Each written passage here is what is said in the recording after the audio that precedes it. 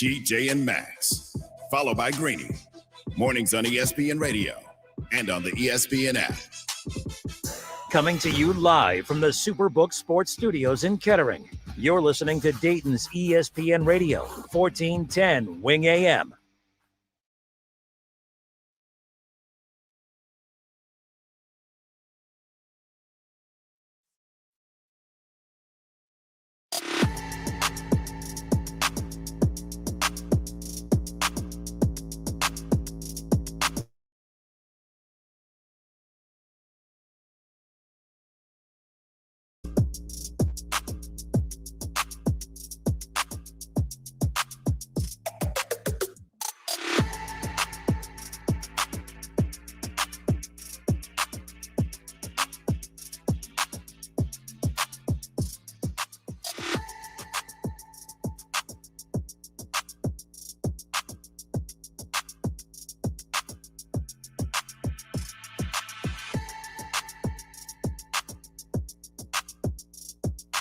Everybody, welcome in. Happy Monday. Kenner and Kev live here on Dayton's ESPN radio station, 1410 Wing AM, live on the Justin Kenner Show Facebook page, live on ESPN Dayton's YouTube channel, live on 1410 Wing AM, and streaming live at wingam.com. I'm Justin Kenner. He's Kev Nash. Mr. Kev Nash, welcome. What up, though? Had a good weekend, I see. Yes, sir.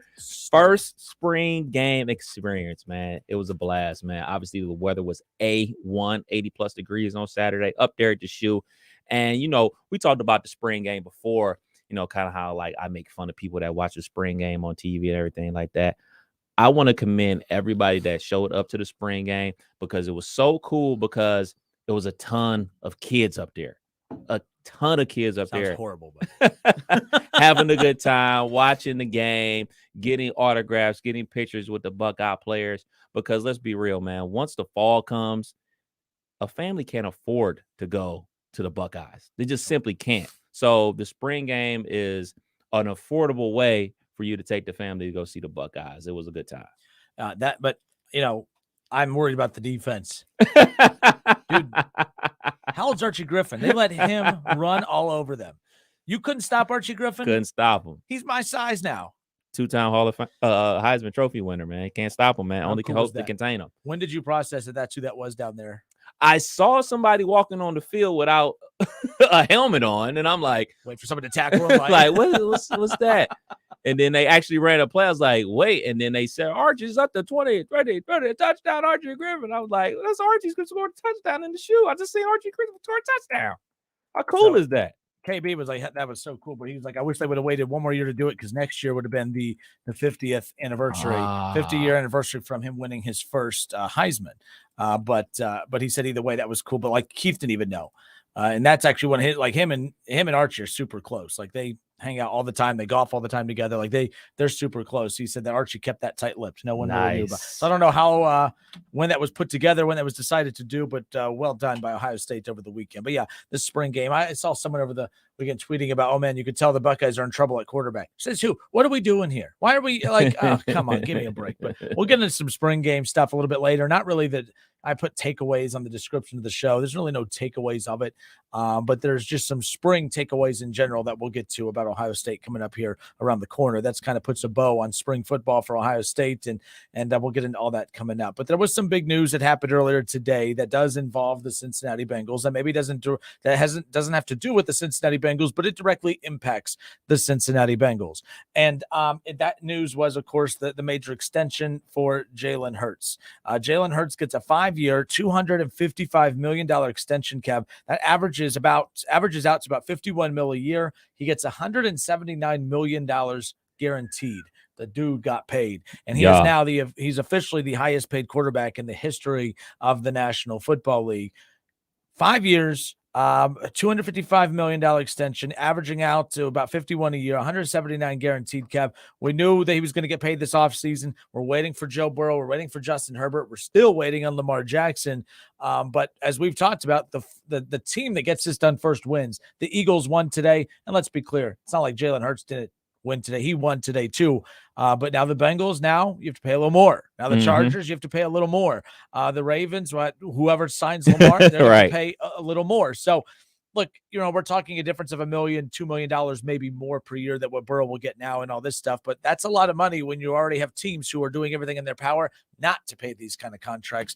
But your takeaway when you officially heard that Jalen Hurts got paid in a big way. My first reaction was like, man, he deserved it. And I mean, you think about all the things that Jalen Hurts has been through in his college career, from being the starter at Alabama to being benched, and then basically never getting his job back from Tua, because Tua came in there and engineered a comeback victory over Georgia in the national championship game. He doesn't transfer. He stays at Alabama, finishes out his degree, and ultimately helps Alabama get back to the national championship game, because in the SEC championship game, people forget Tua got hurt in that game, and Jalen Hurts came in the second half and led them back from behind to go punch their ticket to the national championship game, or to the college football Final Four. Ultimately does end up transferring to Oklahoma and plays under Lincoln Riley and morphs his game from a power running quarterback to a passing quarterback that ultimately propels him to be drafted in the second round by the Philadelphia Eagles. He takes the job away from Wentz, who's a former MVP candidate and also another guy that helped them get to a spot where they could win a Super Bowl a couple years ago with Philadelphia. Helped lead his team to the Super Bowl this year, comes up just short, and now he's cashed in big time. And Carson Wentz, an all-league player. I think he's played for almost all the teams in the league. I mean, that was a big deal. No, this was well-deserved, all this type of stuff. The thing that's interesting, and for one, the Jalen Hurts saga, too, you go back to, like you talked about, being benched in the national championship game, and then remaining being a good teammate, smiling and cheering for his teammate on the sideline. They won the national championship. He addressed the media afterwards. There was no pouting or hiding from it. Like, he is like, there's not a lot of Jalen Hurts out there. We talk about the impact that a lot of quarterbacks make coming into the league. Man, look at Joe Burrow, look at Justin Herbert, look at Jalen Hurts, what he did. But Jalen Hurts, it's not just about the football stuff. It's about like what's up here, like the mental toughness of the dude.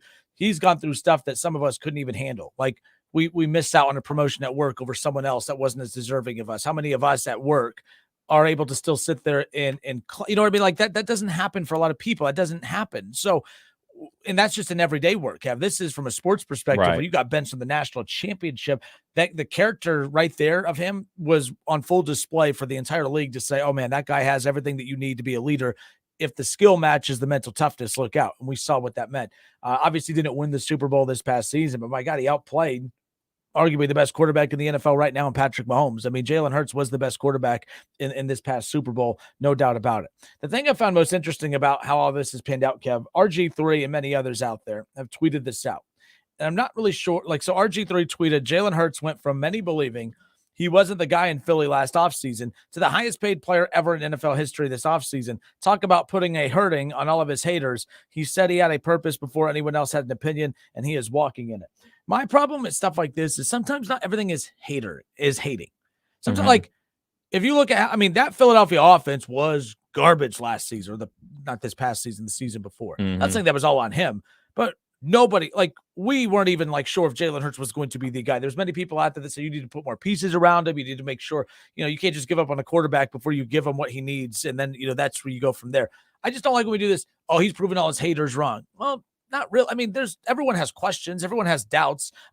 That's the thing. Then we get mad when people crown somebody before they're ready. Right. The draft coming up, you'll hear others that say, well, Bryce Young hasn't done anything yet. CJ Stroud hasn't done anything yet. You can't sit there and say that all of a sudden Bryce Young is going to be why the Panthers make the playoffs this year. We don't know anything about him.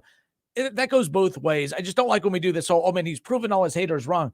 I don't think the dude had a whole lot of haters this past season. You had some on the other teams that said, oh, it's a system offense. Right. You know my take on system offenses. The dude balled out, and he balled out at the biggest portion of the season. I know they didn't win the Super Bowl, but I don't think there's many teams that put up 30-plus points in the Super Bowl and lose. That had more to do with the defense than anything else. Philly has a good defense, but you see my point. Big day for Philly.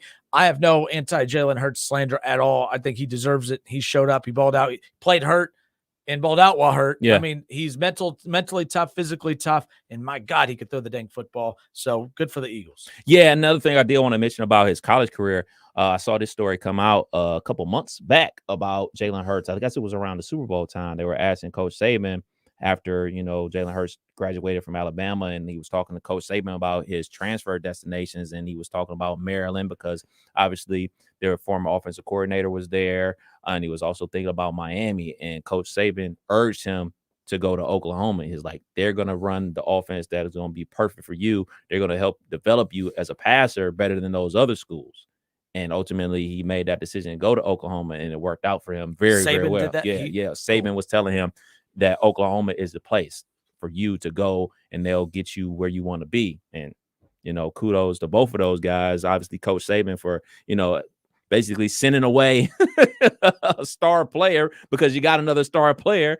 And then kudos to Coach Riley for living up to what he always seems to do, develop guys that go high in the draft at the quarterback spot. But, the whole thing about proving your haters wrong and everything like that, obviously I'm not a professional athlete, but I'm a person that's never motivated by, saying I'm going to prove the naysayers wrong. I'm going to prove you wrong. You said this about me. I'm going to prove you wrong. Maybe that's like the difference between me and professional athletes.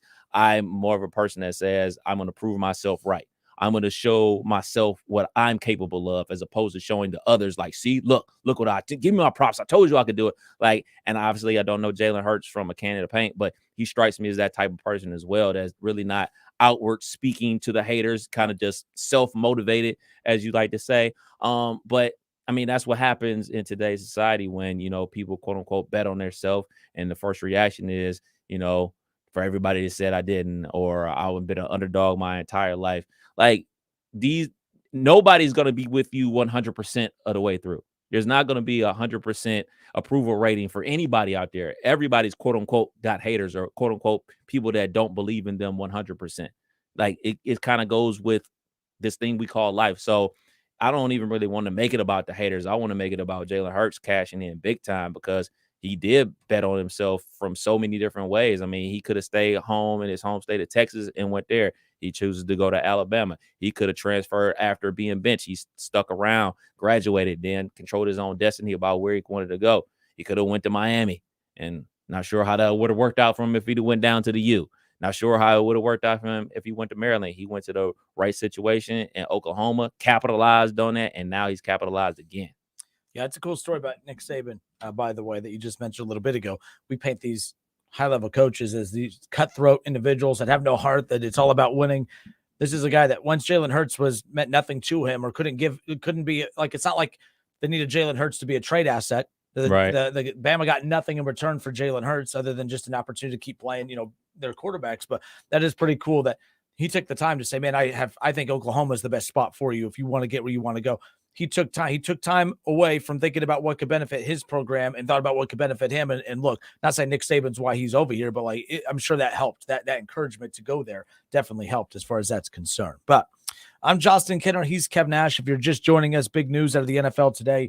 Of course, Jalen Hurts becoming the highest paid quarterback in the history of the NFL. A major day for the Philadelphia Eagles, a historic day. And for Jalen Hurts, he gets the contract that he so richly deserves. Here are the details according to colleague Tom Pelissero and myself. For Jalen Hurts, it is a 5-year extension worth $255 million. That is $51 million per year, gets $110 million fully guaranteed at signing. And oh, by the way, he has the first no trade clause in Philadelphia Eagles history. So I wanted to air that clip too, because there's something in there that caught my attention. The no trade clause. I think teams need to be I think teams should be more anti no trade clauses than fully guaranteed money. But from a business perspective, I get why you don't want to do fully guaranteed money. But the being anti no trade clauses, I hate no trade clauses. I do think at some point, there has to be a line in the sand where businesses have one up on a player from the standpoint of if this isn't working for us, we need to move on from it. You're still going to get your money. You're still fully guaranteed. Whoever we trade you to, they're going to get you're going to get your money no matter where you go. But I am surprised that good for him for getting that no trade clause, but he has all the leverage of this. I mean, 180, it's 179, but I'm rounding up 180 fully guaranteed. Good for him. Yeah. That's really cool. The no trade clause. I mean, good for Philly. Everything Philly did is what everyone thought that the Ravens were going to do. Now I get it. Lamar's asking price is a lot higher than what he's going for and stuff. But I am amazed that the no trade clause gets approved as much as it does. Because if I'm a team owner, and I'm not, and I'd be probably a horrible team owner, I'd be all the team owners everyone hates, like the Jerry Joneses of the world, who just are meddling a little bit too much. I would hate giving the no trade clause. I need to know that, hey, we had all the faith in the world at you to start, but this just isn't working. We want to hit the reset button. We're trading you, whether you like it or not, but you're still going to get your money. But I am surprised at how many of those no trade clauses do get worked into deals and how teams bow down to that more than the fully guaranteed money. I'd rather pay you fully guaranteed money than the no trade clause. At least we still have control of moving on from you or not if we have to. Yeah, I think it works out for both parties. It's a situation where Jalen Hurts is just 24 years old. If everything works out to their plan, there wouldn't even be a thought of trading him. They're giving him a ton of money, and they're looking to cash in with a Super Bowl with him being their lead guy. I think a no trade for a guy that's in their 30s, that's kind of like where I would be scared about a situation. But they're going to get Jalen Hurts in his prime, and you're not going to want to let go of him during his prime. I think you look at a player like a former Philadelphia Eagle and Donovan McNabb. Remember, he got traded. I believe he got traded mid-season, I want to say, to the Washington football team. So, that's the thing that came to mind when I heard that clip was like, man, years ago, this same organization, obviously under different management at the time, traded away their franchise quarterback. And now they just signed their franchise quarterback. But this franchise quarterback has a no trade clause. So the thing that's interesting about this too, Jalen Hurts, 24 years old. There is something about this contract that I just brought up the no trade clause. But there's something about this contract that I think everyone needs to pay attention to, that I do think that guys like Lamar, Joe Burrow, Justin Herbert, but Bengals fans pay attention. There's something about this contract that is going to impact the Bengals more than anything else. And we're going to talk about that when we come back. It's something that when we talked about what the projected contract that Joe Burrow is going to sign with the Bengals, everyone had a huge problem with a certain talking point of the contract that Jalen Hurts got. And I think that's exactly what Joe Burrow is going to do. Jalen Hurts just did it. I think you're going to see a lot of quarterbacks do it. Something that Patrick Mahomes did not do, and I think Joe Burrow and all these young quarterbacks are going to do now moving forward. We'll talk about it when we come back. Kinner and Cap, 1410 ESPN Radio.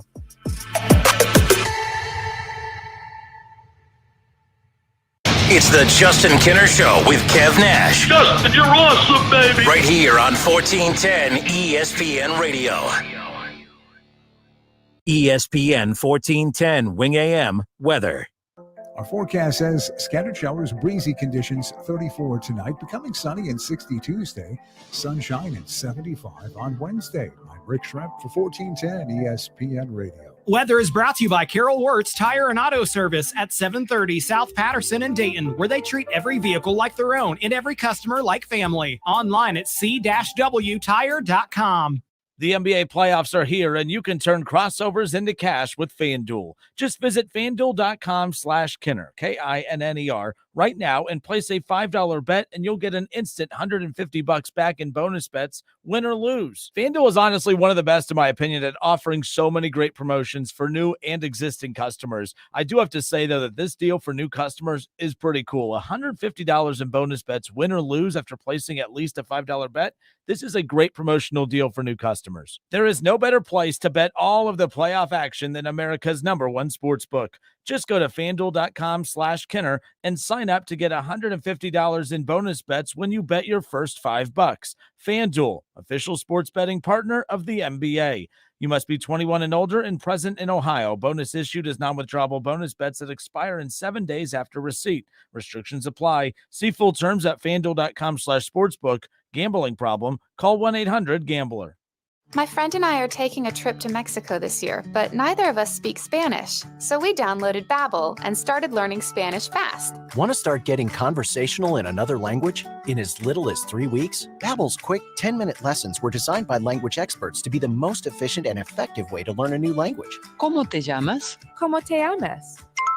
Babbel, language for life. Celebrating 10 million subscriptions sold. Now try Babbel for free at Babbel.com. That's Babbel.com. I'm Kareem Abdul-Jabbar. I learned about atrial fibrillation the hard way. My symptoms would come and go. Shortness of breath, fatigue. I kept going. Then I got so lightheaded, I couldn't. My doctor said I have AFib, so I'm about 5 times more likely to have a stroke. Other symptoms, irregular heartbeat, heart racing, chest pain can come and go, but the risk of stroke stays. If you have symptoms, tell a doctor. Visit notimetowait.com. Sponsored by Bristol-Myers Squibb and Pfizer. Want to experience a truly unbeatable trio? Stop by Lee's Famous Recipe Chicken and try a 3-piece strips meal at a great price. You'll get 3 of our freshly marinated honey-dipped premium strips, 1 famous dipping sauce, 2 unbeatable sides, and a fluffy biscuit. It's the trifecta of craveable chicken. Discover why premium strips make the perfect meal. Pick up a 3-piece strips meal from Lee's Famous Recipe Chicken. Only at Lee's. Famous for chicken. When you're an innovative business, every blinking cursor, every blank page is an opportunity. What will you do with it? Will you make something better or create something new? Our Dell Technologies advisors provide you with tools and expertise to do incredible things. Because we believe there's an innovator in all of us. For advice on smart PCs powered by Intel V Pro that's built for business, call a Dell Technologies advisor at 877-ASK-DELL. Meet Joe A, Joe B, and Joe C. What's up? 3 everyday Joes perfecting their banking with Chase. Joe A is locking his lost debit card with the Chase mobile app. Joe B is cruising toward his new ride with AutoSave. And Joe C's Chase banker is helping him budget to go back to school. Tools that help protect. Support for what's next. One bank that puts you in control. Visit chase.com/checking. Chase. Make more of what's yours. Chase mobile app is available for select mobile devices. Messaging and data rates may apply. JP Morgan Chase Bank, N.A. member FDIC. $5,000 sign-on bonus. That's right. My friends at Cordell Transportation are now hiring experienced Class A CDL drivers with excellent work history. If that's you, apply now. Cordell Transportation offers home daily dedicated lanes, no-touch freight, and brand new equipment, plus a $5,000 sign-on bonus paid over 18 months, paid orientation, and company 401k with company match. Apply online at CordellTransportation.com. Cordell Transportation, driven to succeed. Get in zone, AutoZone. Welcome to AutoZone, America's #1 brakes destination. We have the pads, rotors, drums, shoes, and brake fluids to improve your stopping power. Right now, save 15% when you get any 2 Duralast rotors with a set of Duralast brake pads. Missing a tool? Ask about our free Loan-A-Tool program and borrow the tools you need to get the job done. Get in zone, AutoZone. Claim based on data from the MPD Group 2021. Deposit required for Loan-A-Tool. Getting to know yourself can be a lifelong process, especially since you're always growing and changing. Therapy is all about deepening that self-awareness, because sometimes you don't know what you really want until you talk things through. BetterHelp connects you with a licensed therapist online who can take you on that journey of self-discovery from wherever you are. Visit betterhelp.com/score to get 10% off your first month. That's betterhelp.com/score. Yeah, I'm so stressed. Our business is growing. We've got people all over now. Ooma. What is that? Meditation? I'm recommending the Ooma cloud phone system with auto attendant and more than 50 features. Ooma? Yep. Switching to Ooma is a cinch. Just $24.95 per month per user, plus taxes and fees. Ooma. Now you're feeling it. Find small business calm at ooma.com/radio. That's OOMA.com/radio. You like to move it. At the United States Postal Service, we're reinventing our network to help keep your business moving. With new shipping options to deliver better value, greater flexibility to conveniently reach your customers, more confident shipping with new informed delivery features, and new electric vehicles for a cleaner, brighter future. Fast, reliable, perfectly orchestrated. The United States Postal Service, delivering for America. Learn more at USPS.com/moving forward. Staples stores provide innovative products and services for small business, remote workers and learners, even teachers and parents. Explore more at your local Staples store.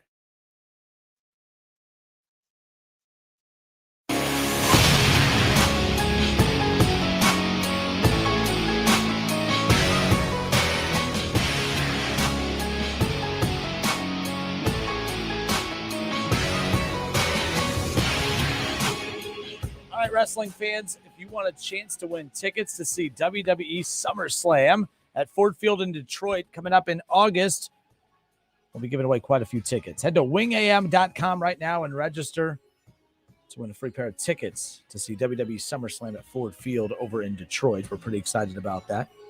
I'm so excited about that. Mr. Kev Nash, who named himself after a professional WWE wrestler, all of a sudden he not a big wrestling guy. No. So my question for you is, we got these tickets.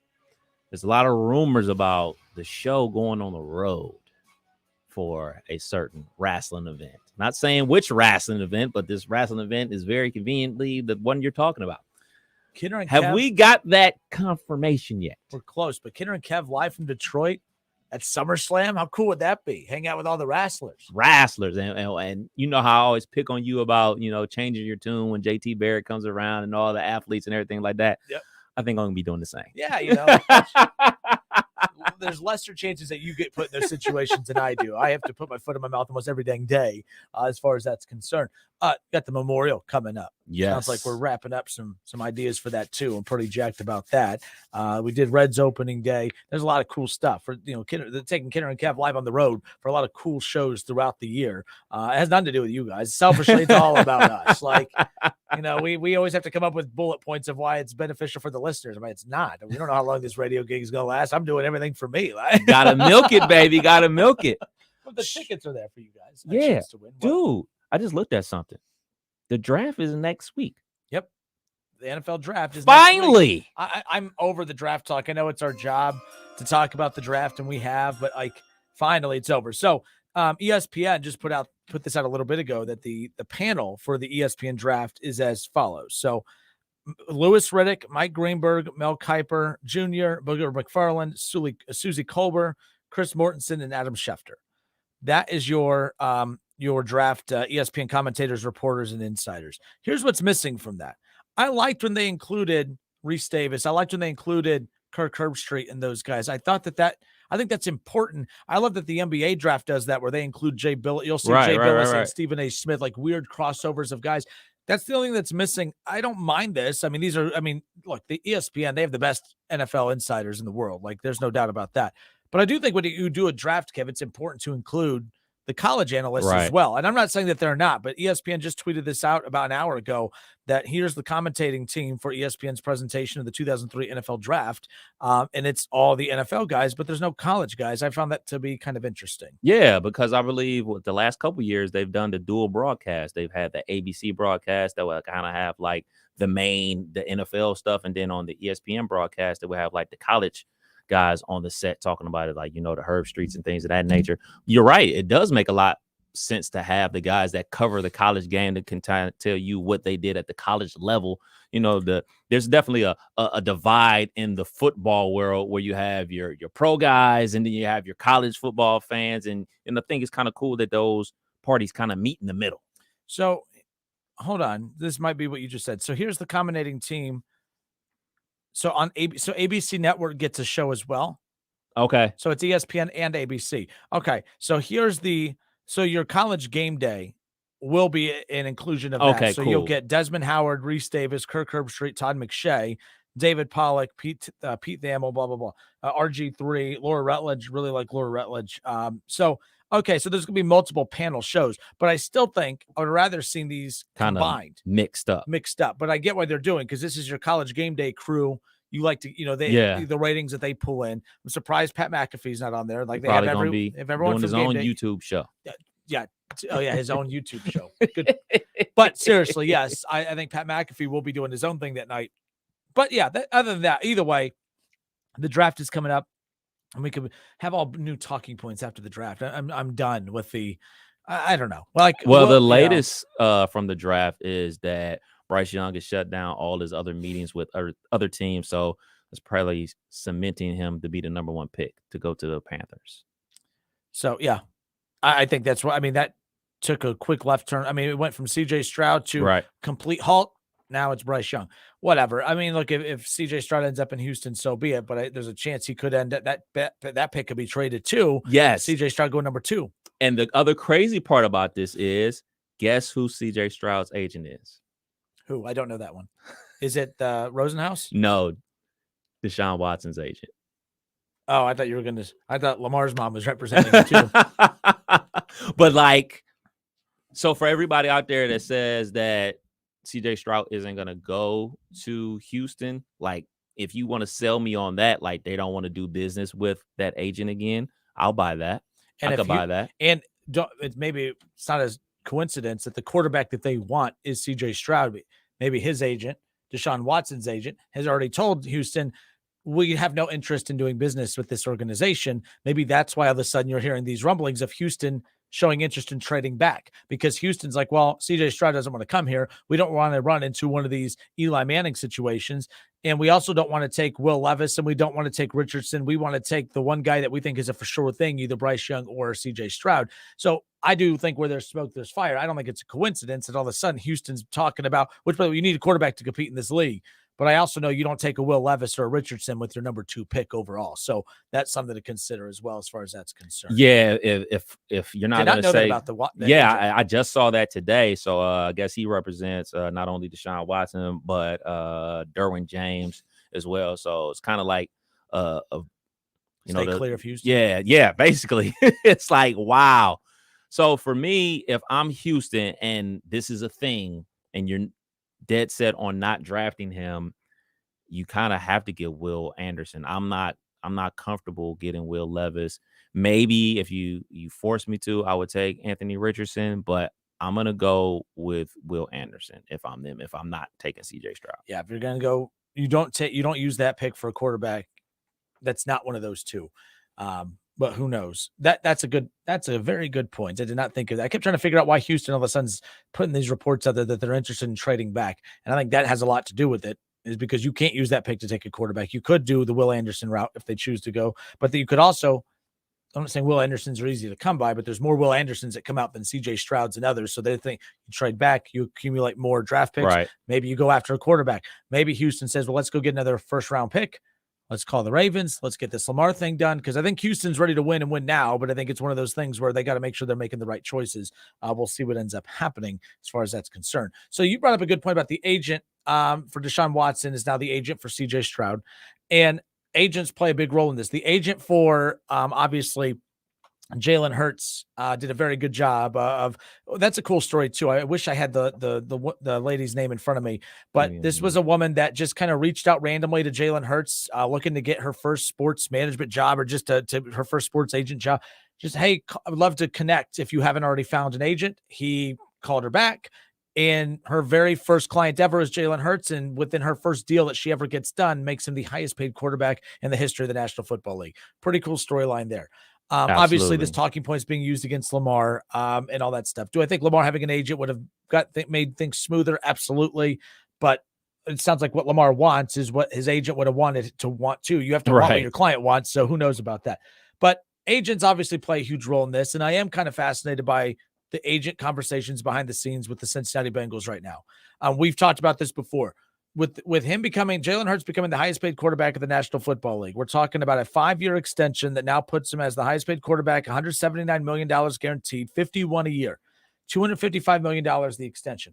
Joe Burrow is going to be in that price range. And when I say that price range, he's going to be above that price range. So is Justin Herbert, and now so is Lamar Jackson. Whoever goes first, that's just the nature of it. I don't think that the Eagles won. I don't think Jalen Hurts lost, but I don't think he's going to be the highest paid quarterback when week 1 officially gets here, Kev. Like, you know what I mean? Even when the draft gets here, who knows? It may not be the case either.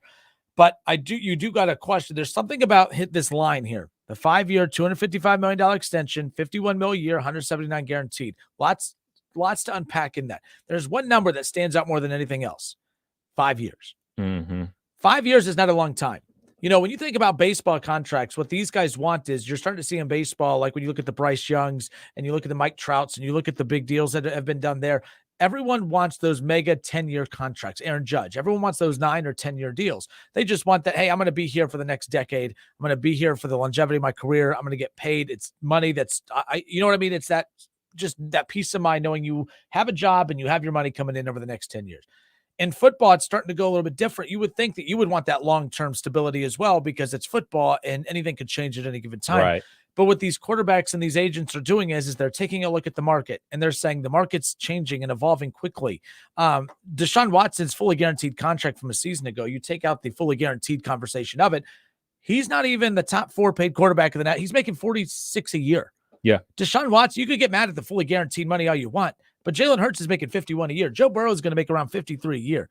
And what's wild is it's that 5-year contract extension, Kev. Jalen Hurts didn't go for longevity. Joe Burrow's not going to go for longevity. Pro Football Focus put out a projection of Joe Burrow's contract extension, and they have it at roughly 4 years.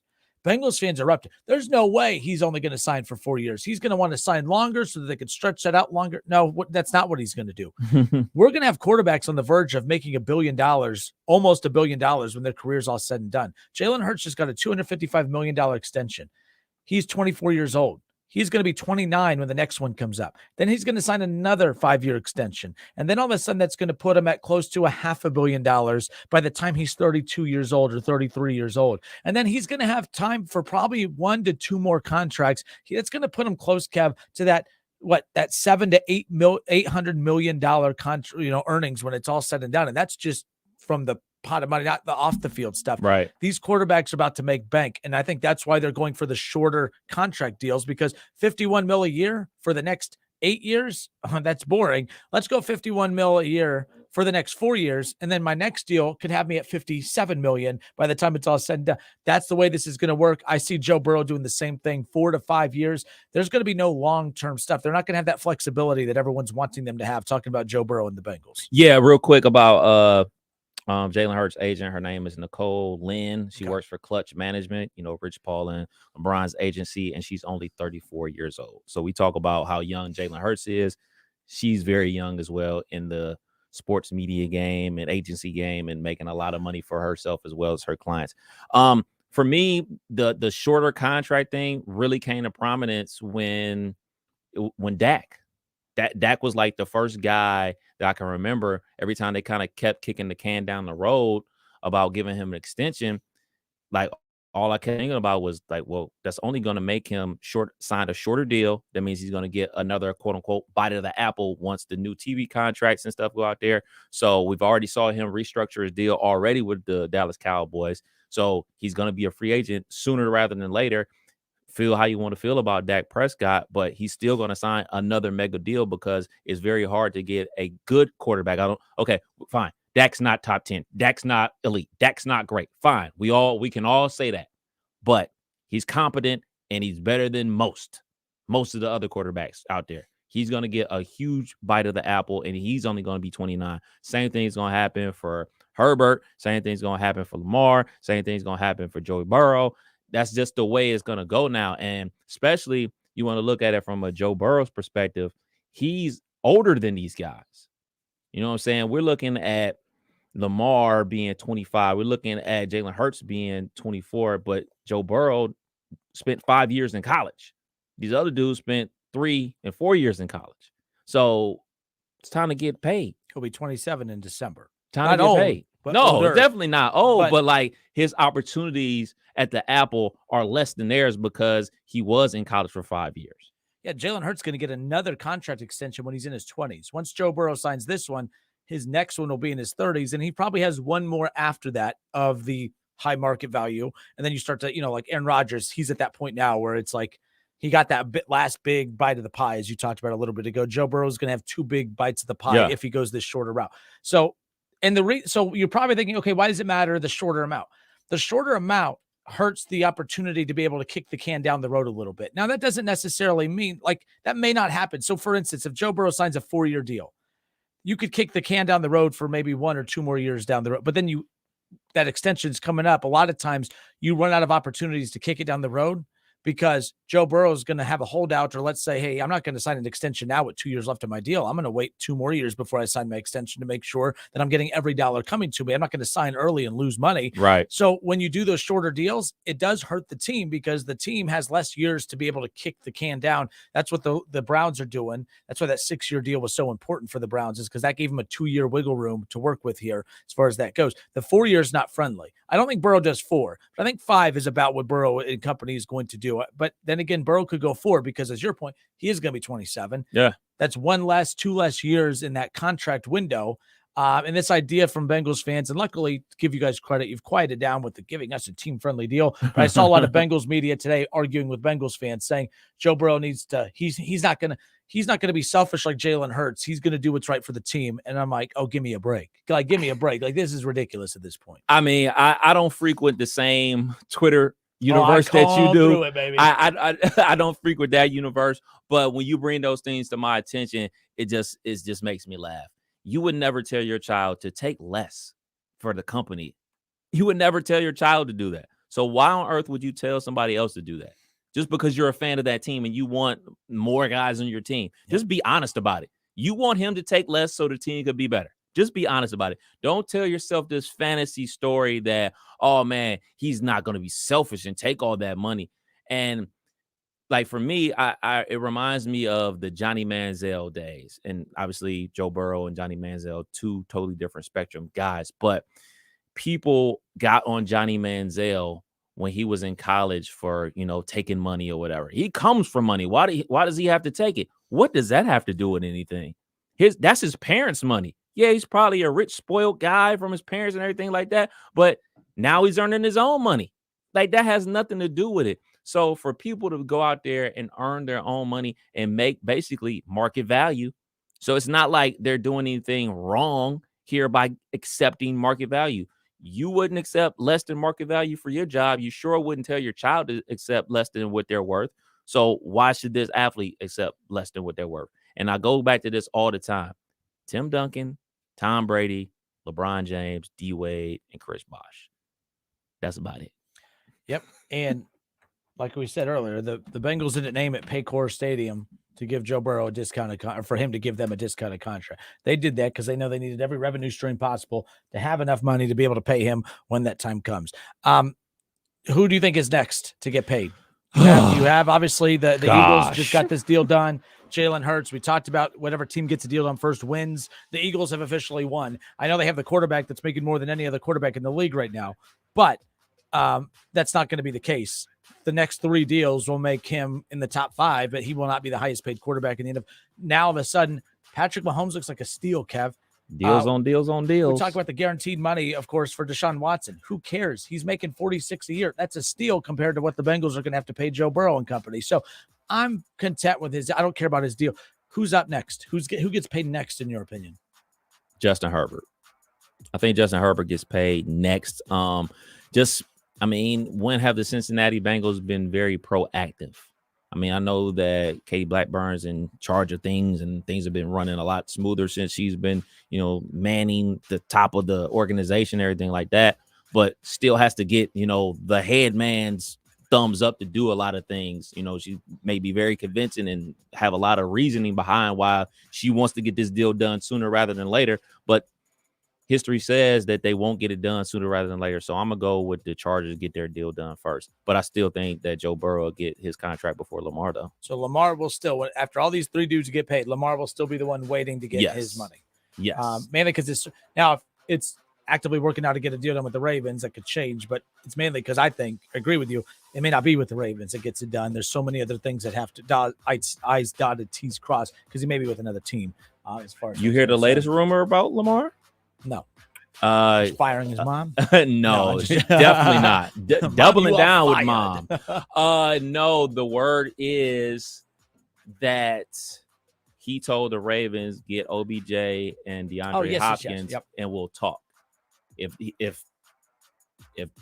they're able to get DeAndre Hopkins to go along with that, I would take that $133 million for 3 years. Man, it's gonna be an AFC North could be the big two. The Browns and Steelers playing defense, and the other two averaging 30 a game and finishing 8-9 on the season. So Doug Toby Kev on Facebook says shorter deal helps the team for the short-term window to win a Super Bowl. Do you agree with that? One more time. The shorter deal helps the team for the short-term window to win a Super Bowl. Plus, the caps are growing astronomically. Depends on the circumstance of the team at the time. It's a good deal for the Bengals and Philly. Yeah, because that makes a lot of sense. Really haven't thought about it like that. But like if you lock somebody up and then the cap goes up, like nobody is going to be like go 1 year and then be like, all right, I want to restructure. I want a new contract. Kind of like you just got one. So it's kind of like normally, all right, you play on that contract for at least 2 years and then you start saying, hey, you want a new contract. So yeah, the sooner it's basically what we always say. The sooner you sign the dude, the better you're going to be in the long run because somebody else is going to have to sign their quarterback to a higher number. And that's kind of like what we've all been saying about Lamar Jackson this whole time. Like the Ravens have had the opportunity to get him signed and they didn't do it. And then the Deshaun Watson situation came out. And then now this has spiraled Lamar into a different direction. So it's kind of like, well, you had your chance and now this happened. Now this causes is a chain reaction type of situation with Lamar. But very interested to see if they're able to grab DeAndre Hopkins as well. Now, that may change my thoughts about Lamar's season if they're able to get D-Hop. So, real quick, when he says shorter deal helps the team for the short term, the only reason I disagree with that is, well, I mean, Doug, let me ask you, what's your definition of short term? Because let's say the Bengals get Joe Burrow to that 4-year extension. That's the reason that's a problem is because the reason that the Browns are getting away with paying Deshaun so much is because that longer deal, they won't have to, by them restructuring his deal in 2020, what are we in, 3? They won't have to eat, they won't have to eat that until 26. Okay. And then they could actually it's 26 or 27 when they have to not really eat it, but when they get to that point, if they extend it again, they just keep moving it down the road. But when you have less years to work with here, now that comes up a little bit quicker. And now that means, okay, we can restructure his deal, but now we can't do that with our wide receivers. Now we can't do that with this guy and this guy. So there's more years for the Browns to work with. There's more years for other teams to work with. That's why owners also don't like these shorter deals, even though it is less guaranteed money. Right. That's the only thing. That's why I'm like I see what you're saying, but I don't, because I think it limits it.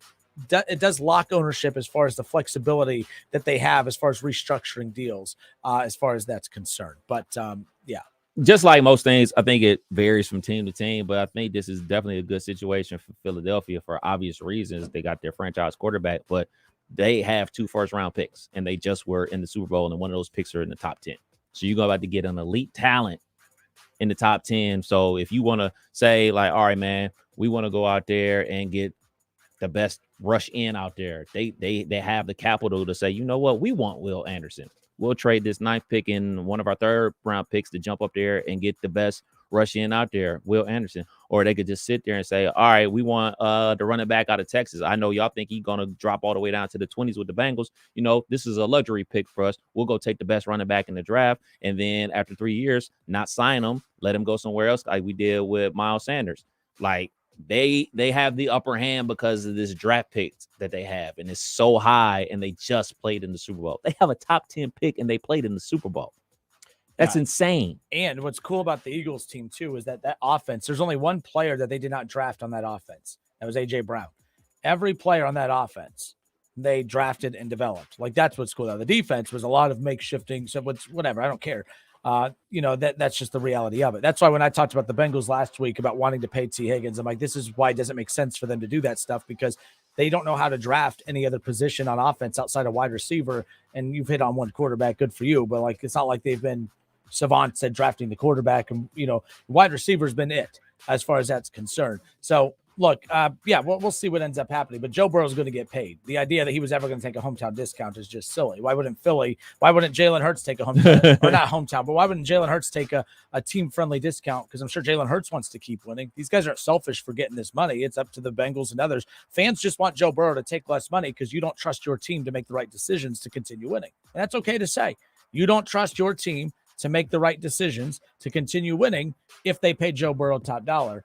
I don't know if that's what it is, but that's what it seems like to me. Kenner and Kev, 1410 ESPN Radio, 518-1410. Give us a call, by the way.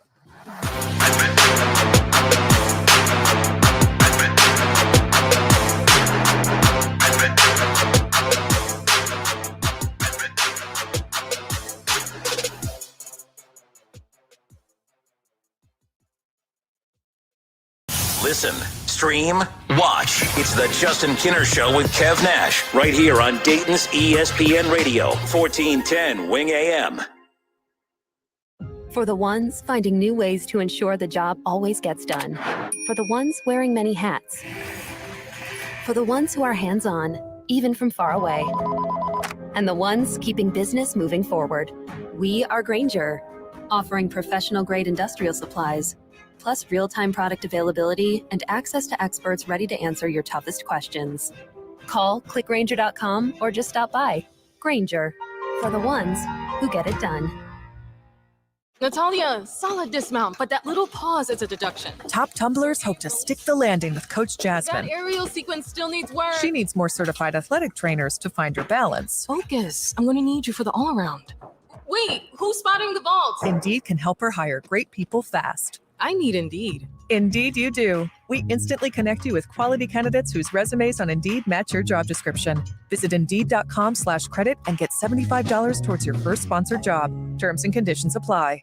Meet Joe A, Joe B, and Joe C. What's up? 3 everyday Joes perfecting their banking with Chase. Joe A is locking his lost debit card with the Chase mobile app. Joe B is cruising toward his new ride with autosave. And Joe C's Chase banker is helping him budget to go back to school. Tools that help protect. Support for what's next. One bank that puts you in control.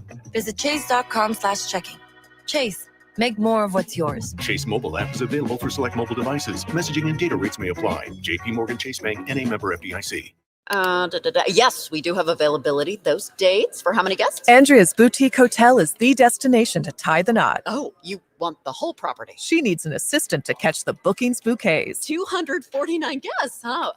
Oh, and 3 dogs. Indeed can help her hire great people fast. I need Indeed. Indeed you do. We instantly connect you with quality candidates whose resumes on Indeed match your job description. Visit Indeed.com/credit and get $75 towards your first sponsored job. Terms and conditions apply. The days of the week mean value at the home for fun food, sports, and spirits, Frickers. Monday, boneless freaking chicken wings. Tuesday, traditional freaking chicken wings. Wednesday, sirloin steak special. Thursday, frickin' chicken chunks. Frickers offers even more savings by offering double points on everyday values when you download and use the Frickers app. Double points on everyday value purchases. The place that saves you more money every day is the home for fun food, sports, and spirits, Frickers.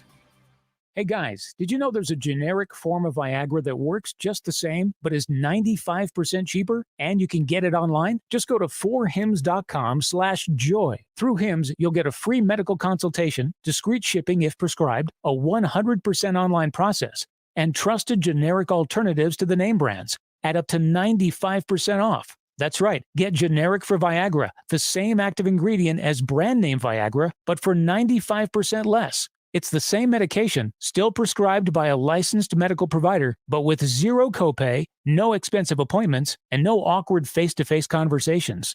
To start your free online visit, you need to go to this exclusive address, 4hims.com/joy. That's 4hims.com/joy for your free online visit. FORHIMS.com/JOY. Prescriptions require an online consultation with a healthcare provider who will determine if appropriate. Restrictions apply. See website for details and important safety information. Subscription required. Price varies based on product and subscription plan. Hi, Greg McAfee here for McAfee Heating and Air. Dayton and the Miami Valley enjoy buying products made in the USA.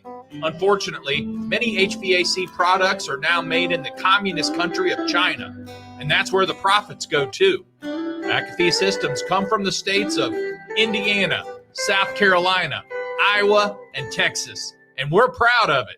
32 years strong. Get an estimate online at mcair.com. Urology Specialists of Ohio are here for you. Men, your good health is important to them. Their knowledge of specific male anatomy, prostate issues, and how to help in your healing is their main focus. Urology Specialists of Ohio are now accepting new patients at all locations: Beaver Creek, Springfield, Urbana, Xenia, and London. They have been in practice for over 20 years with over 80 years of experience between 5 physicians. Call today. They can schedule your appointment in a timely manner with little wait time. Online at urologyspecialistofohio.com. If you haven't been to Chevrolet of Troy, you have to stop in today. Selection has never been better with over 300 new and pre-owned vehicles available, in stock and ready to go. It's the best in the region. We always accept employee and supplier pricing, and we make financing easy. Customer service is our top priority because we care about you. With thousands off MSRP, a full-service, state-of-the-art dealership, and huge selection, make Chevrolet of Troy your first choice. 1375 South Market Street and online at ChevroletofTroy.com. Healthcare.gov is here for you when life happens. If you lost your health coverage because of turning 26, going off Medicaid, leaving your job, or moving, you could be eligible to enroll in new coverage now. And if you need to update your coverage because of marriage or having a baby, you could also be eligible. But don't wait. There's a limited time to enroll. Check your eligibility at healthcare.gov today. Life happens. Get covered. Paid for by the U.S. Department of Health and Human Services. Not so comfy? They want to help. At Drake Heating and Air, they're all about getting your AC running ice cold again. Get your $99 AC tune-up with no hidden fees and no surprises. They're not happy till you're comfy. Hey, it's Justin Kinner from the Justin Kinner Show with Kev Nash. We appreciate all of our listeners and, of course, our sponsors. In fact, if it wasn't for you, we wouldn't be able to do what we do every weekday from 3 to 6 p.m. right here on 1410 ESPN Radio. We take pride in being Dayton's only local afternoon sports talk show right here in the Miami Valley. If you would like to jump in as a sponsor of our show or promote your services within our show, all you have to do is reach out to us directly by texting us at 937-518-1410. Want Kevin and I to endorse your business and services? Just text us. You want to promote an open house, a grand opening, new location, or any other kind of service? Just text us. Bottom line is that we are here to help spread the word and help grow your business. Text us today, 937-518-1410, and we'll give you all of the information that you need to start promoting your business on the Justin Kinner Show with Kev Nash right here on 1410 ESPN Radio.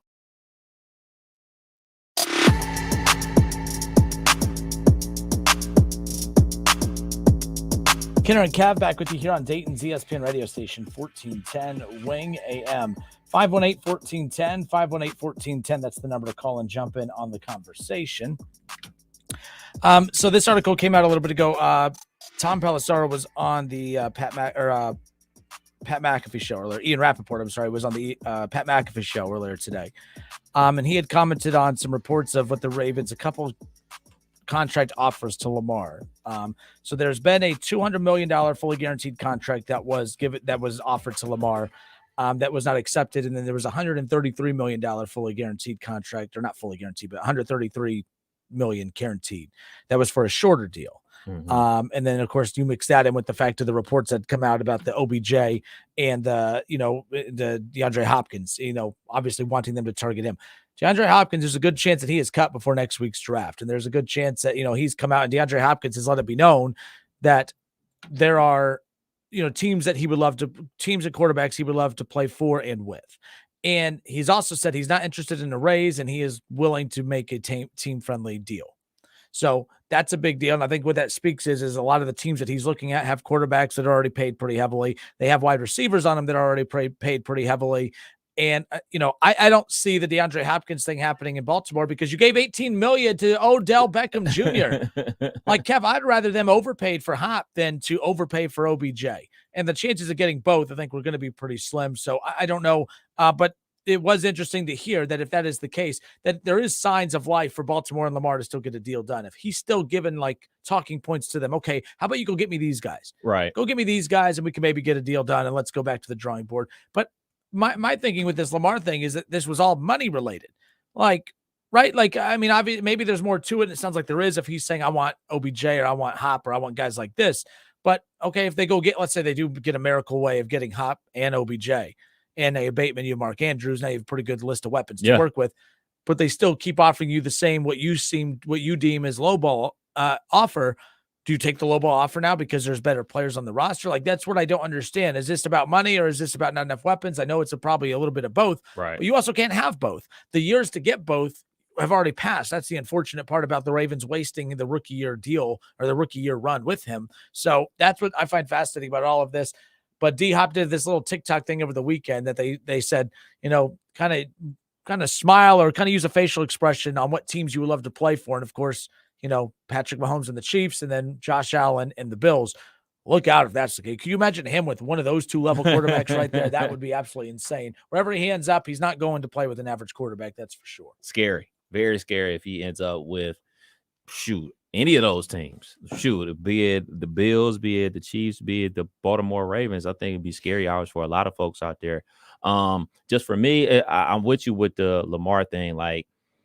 Obviously he wants to get paid, but I think he's starting to see the writing on the wall where okay, I don't have the suitors that I thought I was going to get because of the fact that they're going to have to give up 2 first-round picks and they're going to have to pay me. So it's they're behind. If they did want me, they don't want to give up all this capital in order to get me. If I was just a regular free agent, then that would be a different story.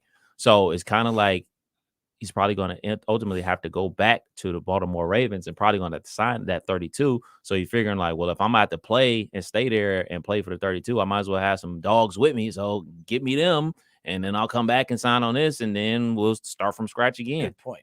If you're going to go back to Baltimore, you can't go back to Baltimore making $32 million a year with scrubs. Yeah. The win-win scenario for him is to go back to Baltimore with the fully guaranteed $32 million option, of course. But now you have Hop, you have OBJ, you have guys that you're going to be. Now you have no excuse. You go out there, your numbers through the roof. Hopefully you stay healthy. And then now it's not really him no excuse. Now the Ravens would have no excuse not to pay him if he stays healthy and he balls out, passes well, runs well, does all that stuff. But what he can't do, we can't afford to go back to a depleted Baltimore offense. Right. And try to perform to a level that they're looking for you to accomplish to justify paying you and then use it against you when that's all said and done. So we'll see what ends up happening as far as that's concerned. But nonetheless, big day in the NFL today for the Bengals, of course, because Joe Burrow didn't get his deal done, but we kind of know what they're working with Jalen Hurts getting his deal done. Again, a 5-year extension, $255 million, $51 million a year. $179 million guaranteed, and he is now the highest paid quarterback of the National Football League at that $51 million a year range. So it's interesting nonetheless. But I think that's pretty interesting, especially when you look at the list of quarterbacks that are the highest paid in the league. Jalen Hurts, $51 million a year. Aaron Rodgers at $49. Kyler Murray at $46, along with Deshaun Watson at $46. Patrick Mahomes coming in at $45. Josh Allen at $43. Daniel Jones coming in at number 7, tied with Matthew Stafford and Dak Prescott at $40 million. One of those does not sound like the other. I'm just saying. Nonetheless, Kenner and Kev, 1410 ESPN Radio.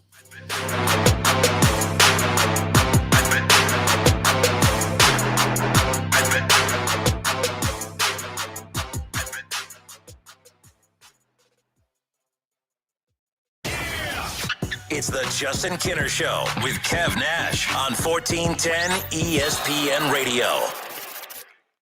Meet Joe A, Joe B, and Joe C. What's up? 3 everyday Joes perfecting their banking with Chase. Joe A is locking his lost debit card with the Chase mobile app. Joe B is cruising toward his new ride with autosave. And Joe C's Chase banker is helping him budget to go back to school. Tools that help protect. Support for what's next. One bank that puts you in control. Visit chase.com/checking. Chase. Make more of what's yours. Chase mobile app is available for select mobile devices. Messaging and data rates may apply. JP Morgan Chase Bank, N.A. member FDIC. Sorry, but we actually have a wait list for our Monstera. Shaw's greenhouse is really bringing in the green. We can't keep snake plants in stock. She needs a construction manager to build on her roots and grow. We could add a whole section for ferns. Here we'd have dahlias, dahlias, and more dahlias. Indeed can help her hire great people fast. I need Indeed. Indeed you do. You can schedule and conduct virtual interviews all from your employer dashboard. Visit Indeed.com/credit and get $75 towards your first sponsored job. Terms and conditions apply. $5,000 sign-on bonus. That's right. My friends at Cordell Transportation are now hiring experienced Class A CDL drivers with excellent work history. If that's you, apply now. Cordell Transportation offers home daily dedicated lanes, no-touch freight, and brand new equipment, plus a $5,000 sign-on bonus paid over 18 months, paid orientation, and company 401k with company match. Apply online at CordellTransportation.com. Cordell Transportation, driven to succeed.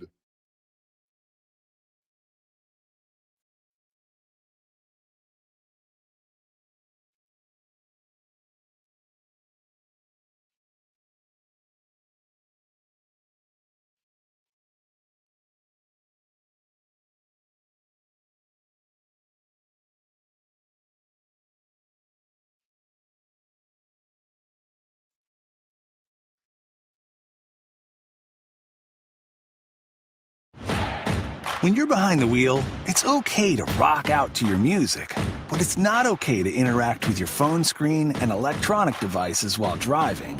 In most cases, anything more than a single touch or swipe is against the law. That means no texting, no typing, no scrolling, no shopping, no browsing. If an officer sees a violation, they can pull you over. So remember, Ohio, phones down. It's the law.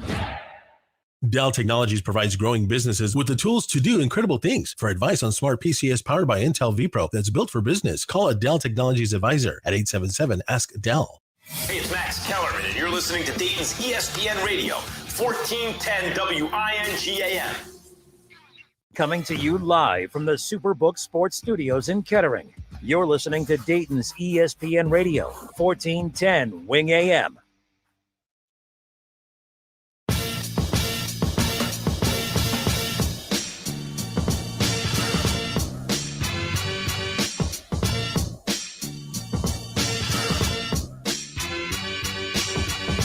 All right, everybody, welcome back. Kenner and Cav live here on Dayton's ESPN radio station, 1410 Wing AM. Give us a call, 518-1410, 518-1410. We pretty much spent all of the first hour. Jalen Hurts gets paid, and now Joe Burrow is up next, or maybe two guys from now. I don't know. Joe Burrow, at least. Bengals fans, you've been wondering what the contract for Joe Burrow is going to look like. We know that at the very least it's going to be 5-year, 179 fully guaranteed, 255 mil total at 51 mil a year. At the very least, it's going to be that, and it's going to be more than that. Joe Burrow's going to get paid. Jalen Hurts just got paid today, highest paid quarterback in the National Football League, and he'll keep moving down that list because as Lamar gets paid and Joe Burrow gets paid and Justin Herbert gets paid, who are the next string of guys, Kev? I guess that would be Trevor Lawrence would be in the next couple of years as well. Tua. And Tua, I don't know if that'll reset the market, but it'll be close if he has a big year this year. This is a big, and then you start looking at the fact that, some of the best quarterbacks in the league, and these guys are that, but I mean, they're leaving Patrick Mahomes and Josh Allen in the dust. I mean, we talk about the best quarterbacks in the league. It's Patrick Mahomes, Josh Allen, and then the Joe Burrows. If Joe Burrow's going to be paid like that, but he's going to be making, we're talking anywhere 6-7 mil more a year than Josh Allen and Joe Burrow and Patrick Mahomes. So fascinating how all this is working, but that's why these guys want shorter deals because it is changing very quickly. Patrick Mahomes might be kicking himself for signing that 8 or 10 year deal or whatever it was. He's polishing his Super Bowl rings. Yeah. And that's what people are hoping that we're hoping that Joe Burrow and them are going to do, but there's no leakage and there's no inkling out there that he's going to do that. There at least was. And listening to Colin earlier today, there was reports coming out that Patrick Mahomes was looking for a semi-team friendly deal when his extension came up. There was rumblings. There's no rumble. I'm not saying there's no chance that Burrow doesn't do that, but I just don't see it as far as that's concerned. We'll see what happens. I think that if Joe Burrow played for a more stable organization that you could trust the long-term growth of the franchise, I think he does maybe think about it.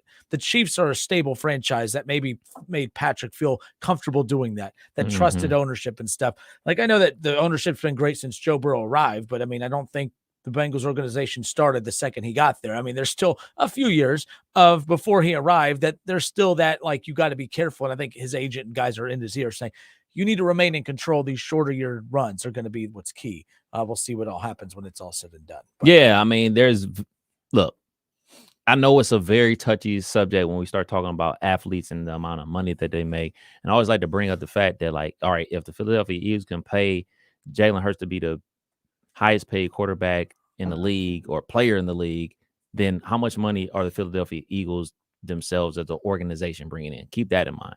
And then also, I know people don't care about this, but this is the reality. Athletes have a short work window. You know what I'm saying? That people look at it as a game. You're playing a game, yada, yada, yada. But this is their job. This is their career. You and I, we can work forever, especially doing this job, 65. That's when they say this piece of the pie. They say you retire at 65. Well, Tom Brady, he just retired at 45? Like, that's it. He's done making money during his career, his playing career. Yeah, granted, he's going, he's partial owner of the Aces, and he's going to work for or who's it, Fox or whatever, doing sports commentating. But like, that's it. Like, a lot of guys, this is their only chance to cash in. So I don't knock them at all. And like you've been saying for the last couple of weeks, it's really not on the player to give them a discount. It's on the organization to make things work and find other high price athletes to come to them for a cheaper price or find them in the draft. So here's what I'll say too. This is why, so me and you differ on this. People are like, Kenner, why do you always take the side of the billionaire owners? I'm not taking side of the billionaire owners. I'm taking side of the team, and the team wins. I win as a fan. When the least amount of money my quarterback makes, I win as a fan. I'm not rooting for the athletes. And here's why. I'm a fan, and my team does better when less money is going to one player as opposed to more money going to one player, which means there's more money to bring in more players. So it, like, I know people want to pit it as like, and like you do, like, so you're looking at it from, you put yourself in the athlete's shoes, and that's fine. But it's like, I look at it from, I'm not putting myself in the athlete's shoes, mainly because I can't even get up without making weird noises now and all this other stuff. You're putting yourself in the billionaire owners. No, I'm putting myself in the fans' perspective. For instance, the Eagles, I mean, look at every weapon that they had on that team because Jalen Hurts was on that rookie deal. Look at all the pieces that they had to get rid of to put their ducks in a row to do this. Look at the weapons that the Bengals have had over the last couple of years. And now this team's they're going to deplete it over the next couple of years because they're putting their ducks in a row to pay Joe Burrow. This is why I'm not team Mike Brown, but I am team Bengals fans when it comes to you should I'm not crapping on you for wanting Joe Burrow to take a team-friendly deal. You should want that. And the reason why do you want that? You want it because that means there's more pie now to give to the rest of the team. And that's why it's not taking ownership side. It's taking the fan side. The fans know my team does better. Like the Chiefs fans feel pretty dang good today. You have the best quarterback in the NFL at $46 million a year. That at the time after that Super Bowl, when he got that deal, we're like $500 million deal. My God, the Chiefs, they're going to regret that deal. They're not regretting anything. $46 million a year for the best quarterback in the league. And that's $6 million more a year than Daniel Jones. The Chiefs are making it. So that's what I mean by that. It's not that I'm pro billionaire owners. Forget them too. I don't care about them. But I know that as long as there's a salary cap in the NFL, as long as less money goes to a quarterback, the more that team wins from that perspective. And it's pitted the fans against the athletes. Right. That's why it's not fair. I saw people today call Jalen Hurts selfish. He's not selfish, but I could relate to where that anger with the fans is coming from because, man, he got that much. Now that's one less defensive tackle. That's one less cornerback. That's one less offensive lineman. That's one less wide receiver. That's one less weapon that we're going to have. And not just one, probably more that we're going to have now because one guy had to get his. And that's just the nature of it, in my opinion. Yeah, and I mean, the difference between you and other fans is you're honest. You're saying it like, I want you to take less so we're better as a team. What I'm talking about is the anger that comes along with it and calling him selfish, and the other delusional fans that saying, oh, he won't do this. He won't be selfish like Jalen Hurts. Like that is the things that baffle me as a person. It's like, wait, he's selfish because he's getting his value. Wait, I don't get that. How can that be? So you're honest about it. You're saying, I want you to take less because it's going to help the team. Other people are just flat out just going the other direction, saying like he's selfish because he won't do this, as opposed to just simply saying like, I want you to take less because it's better for my team. Yeah. So people think, so you're fine with Deshaun getting it. I'm like, I never said that. I've never once said that I'm cool with Deshaun getting the fully guaranteed deal and getting that much. Like, no, that stinks. But I'm also watching quarterbacks keep moving up, move over him as far as the total compensation. Deshaun Watson at $46 million a year. I mean, that's a hell of a deal. That's a steal compared to what the Bengals are going to pay their quarterback. Now you can argue because Joe Burrow is so much better than Deshaun perception wise right now because of him not playing for 2 years in this last 6 games, whatever. It was a disaster. I get that. But we'll see if Deshaun returns to form. I think the Browns are in the better setup than the Bengals because just that, not because Deshaun's head and shoulders better than Joe. It's just because, oh man, they got equally as competitive a quarterback now. And they're that 6-7 less a year that they're paying their quarterback. That's a whole other wide receiver. That's a whole other defensive tackle. That's a whole other secondary guy. That's why that's such a big deal, in my opinion, as far as that goes. But and it all goes back to the same thing we've been saying for seems like we've been on the show together. If you wait, you pay more. Yep. It's just as simple as that. When you got a quarterback and you like quarterback, pay him now, because if you don't, you're going to have to pay him more in the long run. If Philly gets knocked out in the divisional round, is Jalen Hurts paid today? Is the Super Bowl appearance the only reason? And let me ask you this. If Joe Burrow gets knocked out because they got to get a touchdown gifted to them in that divisional round against the Raiders, if they're that wild card round against the Raiders 2 years ago or whenever it was, if that touchdown doesn't happen, it's a much different ending to that game. They get that interception against Carr or whatever. If the Bengals lose, it was great just getting to the playoffs. But let's say they get knocked out in the divisional round of the playoffs and then fall short in the AFC Championship game. Joe Burrow still being propped up, but is it Joe's country is yes. Not Joe Biden. Relax, folks. Calm down. Stick to sports. Is it like, I don't know. I believe so. I believe so with Joe Burrow and the Cincinnati Bengals. I believe so. Cause we see all the hoopla around Herbert. So I think it would basically be the same. Who's about to get paid the same amount though? Yeah. Yeah. So, I see. Okay. Yeah. There you go. Because they kind of will be in the same position. As far as Jalen Hurts, I think that not only the Super Bowl run, but his performance in the Super Bowl, for anybody out there that had question marks okay, fine. You showed me not only in the regular season, you showed us in the playoffs, and you showed us on the biggest stage. It wasn't your fault that your team lost. So, okay, we'll give you your money. You're worth it. So I think that whole combination of everything solidified him getting this big check that he just got. Kinder and Kev, 1410 ESPN Radio. The other aspect of this too, and I meant to get off the contract talk. I apologize. I can't. I'll talk about this Cleveland Cavaliers game coming up in a moment. Oh boy. So last week, by the way, I'll get to this in a moment. I said, damn it, Obi Toppin. I said, damn it, Sean Murphy. Two guys that played here locally, one more local than the other, that had me screaming at the TV over the last week. We'll get to that coming up in a moment. But no, here's the other thing too. When fans call athletes selfish, quarterbacks specifically, the system is set up for them to be the villain, Kev. Like, correct. Not defending fans, but let's be clear. Because there's a salary cap, we don't call baseball players selfish because there's no cap. Like, you know what I mean? Like, so with football, it's like if you only have X amount of dollars to spend per year, and the quarterback knows that, and the quarterback knows, okay, my deal, everything that I sign will impact the kind of talent I have around me moving forward. When a quarterback says, well, screw it, I'm going to take every dime that is coming to me, and that means we're going to lose this guy and lose this guy and lose this guy. Like, athletes live in a different world than us, because when we take a big contract offer, we don't realize the people we lose around us because of an offer we take. Does that make sense? Like, so sometimes it's harder for us to relate to that. In football, every decision you make, like, so Joe Burrow signs this deal, you lost Jesse Bates. Like, Jesse Bates, and to athletes' credit, they don't hold resentment. It's not that I'm aware of. They don't resent quarterbacks, but they should. The system has set it up to where players should hate the quarterbacks too, even though that's their meal ticket. But if I'm Jesse Bates, if I'm Von Bell, I'm like, well, I'm only leaving because Joe Burrow is going to get, he's going to take $10 million a year more than what Patrick Mahomes is getting. That $10 million, he could have taken what Patrick Mahomes got. We could have kept Jesse Bates. We could have kept Jesse Bates and Von Bell. We could have, you know what I mean? So it's like, they're not doing anything wrong by accepting their value, but at the same time, it is set up for them to be the bad guy, because if they do take their value, they could take 56. Well, if the cap's here and you take this, you could have taken this, and this could have gone over here.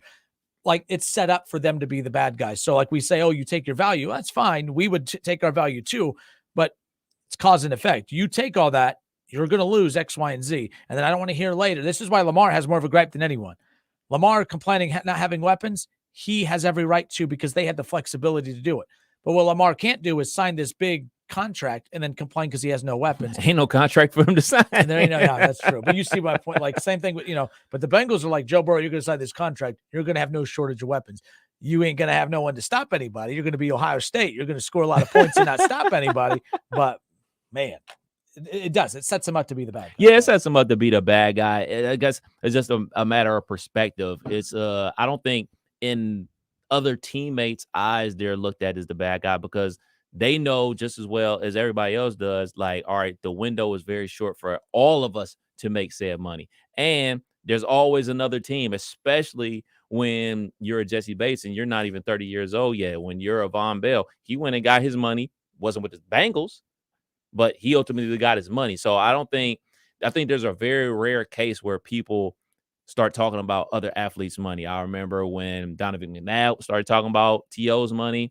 See how well that turned out for him in the locker room? Didn't turn out very well for him. We remember Baker Mayfield was talking about a running back's money. I can't remember what. Duke Johnson. No, Duke Tobin. Sorry, Duke Johnson. I got the, my hatred for the Bengals. I just got the Bengals on my mind all the time. Started talking about his money, and like that stuff is just basically taboo to talk about somebody else's money unless you're talking about them getting said money. You know what I'm saying? So I just think like it's just kind of just one of those things. And unfortunately, in the sports world, we know exactly how much all these dudes make at every turn, and we know the salary cap, and it's there for us as fans to engulf and take in and to have opinions about. Like, go look at your job. Do you know how much Bob, an accountant, makes? Do you know how much your counterpart in another city makes and everything like that? Like, it's designed that way because they know if you knew how much Bob, your counterpart in another city, was making, and he made more than you, and your productivity is higher than yours, you're going to go to your boss and be like, hey, I want a raise. Give it to me. But guess what? Nobody cares. Nobody's tuning in to Sports Center to see how much Justin makes or how much Kev makes. Nobody's tuning into that. But people are tuning into Sports Center every single second to see if player X got a contract. How's that going to affect the team on this end? Oh, that means they're going to have to get rid of somebody. Maybe that somebody will come to our team. Yeah, I would tell you guys how much I make, but I feel like I make enough funny jokes in the show to make people laugh. I don't need to tell you. I mean, if I tell you how much I make, you're going to think you tuned into Comedy Central or something. Like Moneybag Kenner. Yeah, Moneybag Kenner over here. No, that's for sure. So Doug Toby says teams get close to $300 million from NFL TV rights. That's fine. There's still a cap. It doesn't matter how much the teams are getting. That's my point earlier about the salary cap has set it up to where the quarterbacks are the villain because they're the position that gets the most. I know what you're saying, Doug Toby, and that cap will continue to increase, but guess what will also increase? The percentage of the pie that the quarterback still gets. The quarterback's going to take 20% of the pie, and then that money increases. They're still going to take they're going to take 20%. So as the total, so if a team gets now more money coming, if the cap raises just a little bit, they're still going to that's 20% of that total is still the same. It's not the same. It's good. That 20% is now higher because you're taking 20% of that cap. So that's what I mean by that. Like when people say, well, there'll be more, the cap's going to go up so they can afford to pay him. Not really. Because it's going to, the raise in the cap is all going to go to the quarterback basically, or the one wide receiver that's just on the outside now because they're a tandem. And now you're back to where you started with, still struggling to plug holes around. Boo-hoo. It's their job to figure it out. I completely get Yeah, for me, like the quarterback situation, they not only do they deserve this, because if we're going to say the quarterback is the most important position on the field and they're the ones that have a win-loss record, like, all right, this quarterback's win-loss record is 10-5, or they don't say that about running backs. They don't say that about offensive linemen. I mean, shoot, Joe Thomas was a part of a team that went 0-16 and he's going to the Hall of Fame. You mean to tell me there'll be a quarterback out there that went 0-16, he'll be going to the Hall of Fame? No. So that's more reason why, if they're the most important guy out there, they're going to get all the glory. They're going to get all the blame. They should be getting a bigger chunk of the pie. Tim Sizemore says Deshaun Watson is going to make $64 million a year in the last 3 years of the contract. That's the way that's what I talked about, kicking the can down the road. And they won't. They'll extend it. It'll even out over those years. The Cowboys just did that with Dak, by the way. That's how they were able to go out and get a couple free agents this offseason. That's what they're going to do. And if it gets to the point to where Deshaun's not going to agree on an extension, guess what? Now you're back to being dysfunctional, and you're going to look to trade him. And then that's when you're going to get like the Russell Wilson deal, where when it's a sign and trade, you'll sign and trade him, and then again they'll do their magic. They'll do the payroll trick and all that stuff, and then it's kicked down the road. Yes, that's how it looks. But that's why I said earlier, the shorter contracts hurt because you're running out of years. The Browns still have a couple years to keep moving that back to before an extension has to come into play. That's why a 4-year deal for Joe Burrow, if that's the case, it puts him in a tough situation because you only get to restructure it once, maybe twice, and then you have to talk him into an extension years and years early to be able to get that done. Dak just did it, but Dak didn't have leverage. Dak lost leverage the last couple of years because he hasn't played that great, and the Cowboys haven't played it, which is wild because the Cowboys offense is explosive this year, but not Dak. Numbers wise, he is, but Dak still gets criticized for a lot of stuff, which is wild to me for how that goes. All right. Doug Toby also said you get free beer and free golf for your fame. My fame. I get free beer and free golf because of who I golf with. It had nothing to do with my fame, dude. Like where are you getting this free beer from? Because I haven't been invited. When I hang out with Keith Byers, that's where the free guy. It's not really free beer, to be honest. My friends at the old Frickers on Sunday mornings, they when listeners come out, you don't have to do that. By the way, I don't need a charity beer. I appreciate it. No, that is fun. I do miss the Sunday show on Frickers when during the NFL season, hanging out after having a beer with some listeners. That's always cool, and do appreciate that. But that Deshaun deal, I get what you're trying to say there. Doug also says, by the way, you can't compare all these contracts till 7 years from now. Why 7? What do you mean by 7, Doug? Elaborate if you don't mind. Brad Mays, what up, Brad? He says the OBJ deal, Kev, that was easier than Hop because you would have to trade for Hop and pay him. They're just gonna wait it out till they get cut. Nobody's gonna trade for him. No, especially now that there's rumors of them cutting him. That just the Cardinals aren't getting anything back for him. The Cardinals are a disaster, by the way. The Cardinals are an absolute mess. I mean, my goodness. The OBJ thing too, the reason I think they overpaid to get him is because I think this does show, by the way, when people say the Ravens don't want Lamar, they're showing their desperation now at this point, because overpaying to get OBJ for Tyler Huntley, that's not why they did that. It goes back to your point earlier. He asked, all right, we don't know if we're not giving up picks to go get Hop, but we need OBJ, and he's going to go visit the Jets on Monday. So we need to pay him, and we need to pay him now, because that shows you the Ravens weren't confident that they were even going to be able to get Hop. So I think, you know what I mean? Like, that's why OBJ, it was just a lot of desperation there for a mess they created. Yeah. And I guess you got to give him some type of credit for trying something. And, if this is the things that, Lamar is saying, hey, you give me these guys and we can see, you got to do something, because what you're trying to roll out there with, I know he's a Pro Bowler this year, but try having him play all 16 games, see how that works out for you. All right, Kenner and Kev here on 1410 ESPN Radio. Last week, Sean Murphy, catcher for the Atlanta Braves, former Centerville Elk, former Wright State Raider, he had a walk-off home run to beat the Reds, and I said, damn it, Sean Murphy, and I've never said damn it, Sean Murphy in my life, ever. Big Sean Murphy fan, but he beat my Reds, and it ticked me off. Over the weekend, watching the Cleveland Cavaliers go up against the New York Knicks, second half. How about Obi Toppin? I have been, despite all of y'all calling me a Flyers hater, and I am not. I've always been a huge Obi Toppin fan, and you've followed him along the way. I've never said, damn it, Obi Toppin more times in my life than watching him hit big three, get a big dunk, get some big stops against the Cleveland Cavaliers. The Cavs on the verge of potentially being upset, down 0-1 already in this best-of-7 first-round NBA playoff game series. We're going to talk about the Cavs on the other side. 518-1410, 518-1410. I'm curious how many conflicted people are out there. I know a lot of Flyers fans, you say you hate the Knicks and you hate Tom Thibodeau, but now all of a sudden, you're Knicks fans because Obi's playing well. I don't know how to follow this, but Cavs fans who are also like me, also like Obi, how do you balance that? Reds fans who are big fans of Sean Murphy like me, how did you balance that last week? I've never been more conflicted than the last couple of weeks following sports. I tell you that much. But let's talk some Cleveland Cavaliers, shall we? We'll be right back. Kenner and Cav, 1410 ESPN Radio.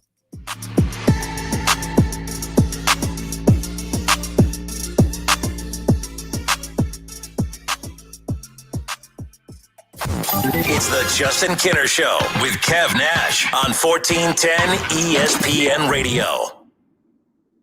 ESPN 1410 Wing AM weather. Our forecast says scattered showers, breezy conditions, 34 tonight, becoming sunny and 60 Tuesday, sunshine and 75 on Wednesday. I'm Rick Schremp for 1410 ESPN Radio.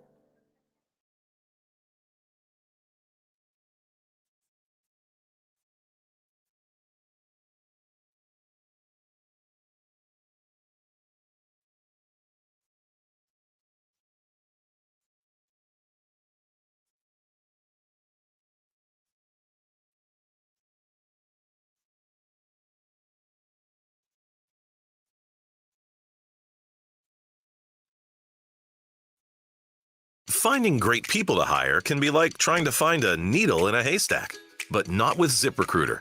Their powerful matching technology delivers so many qualified candidates, it's like finding a needle in a needle stack. In fact, 4 out of 5 employers who post on ZipRecruiter get a quality candidate within the first day. For less hay and more needles, head to ZipRecruiter. And right now, you can try ZipRecruiter for free. That's right, free. At ZipRecruiter.com/free. That's ZipRecruiter.com/free. Do you find yourself stuck in a timeshare? Get the real facts about the timeshare industry and your options for cancellation.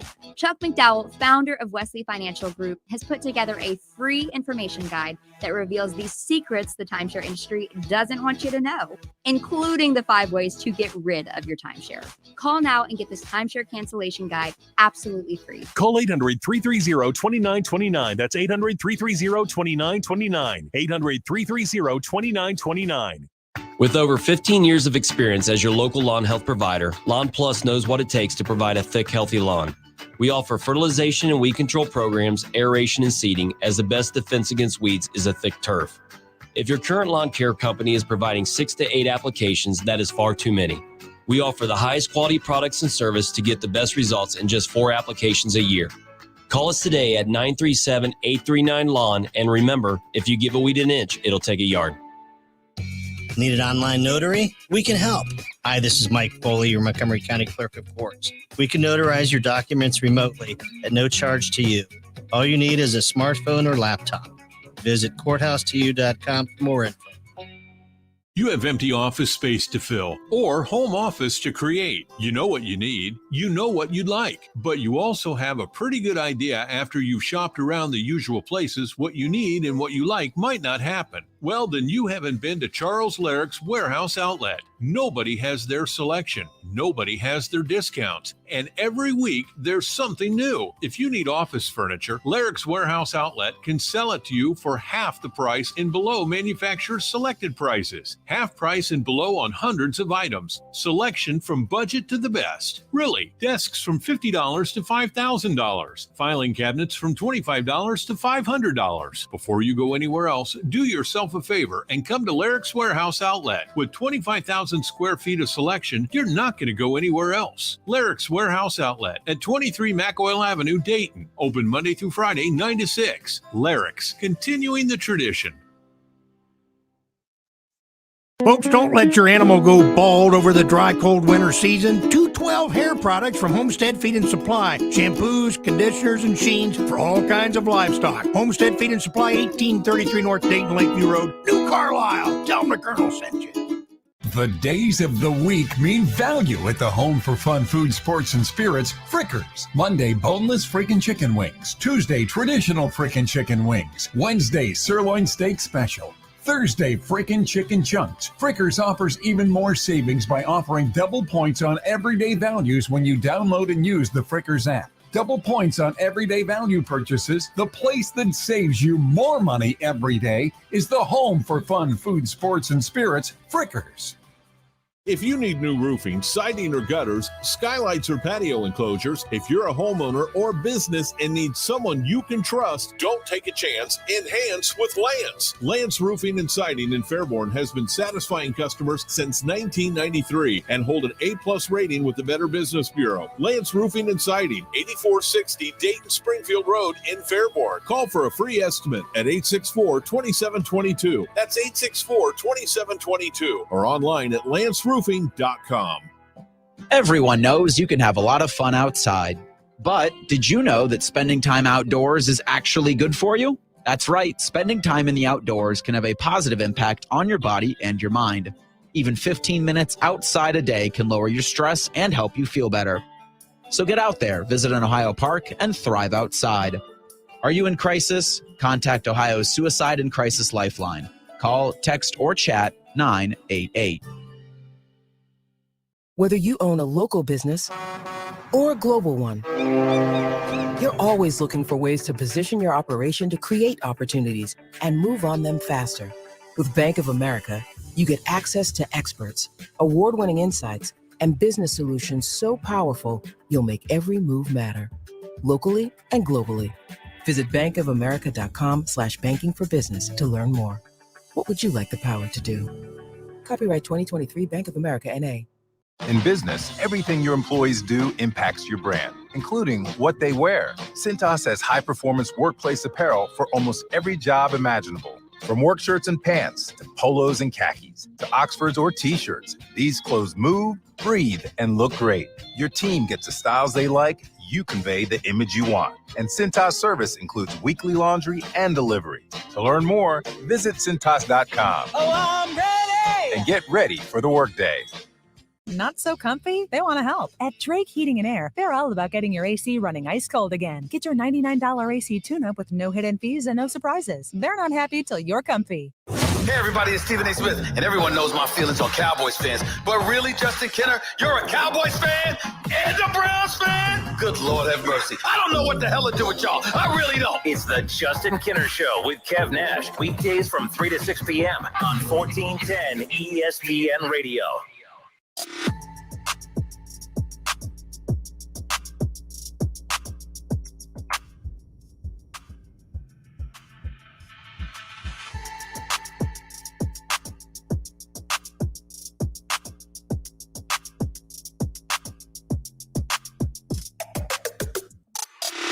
Kenner and Cav back with you here on Dayton's ESPN radio station, 1410 Wing AM.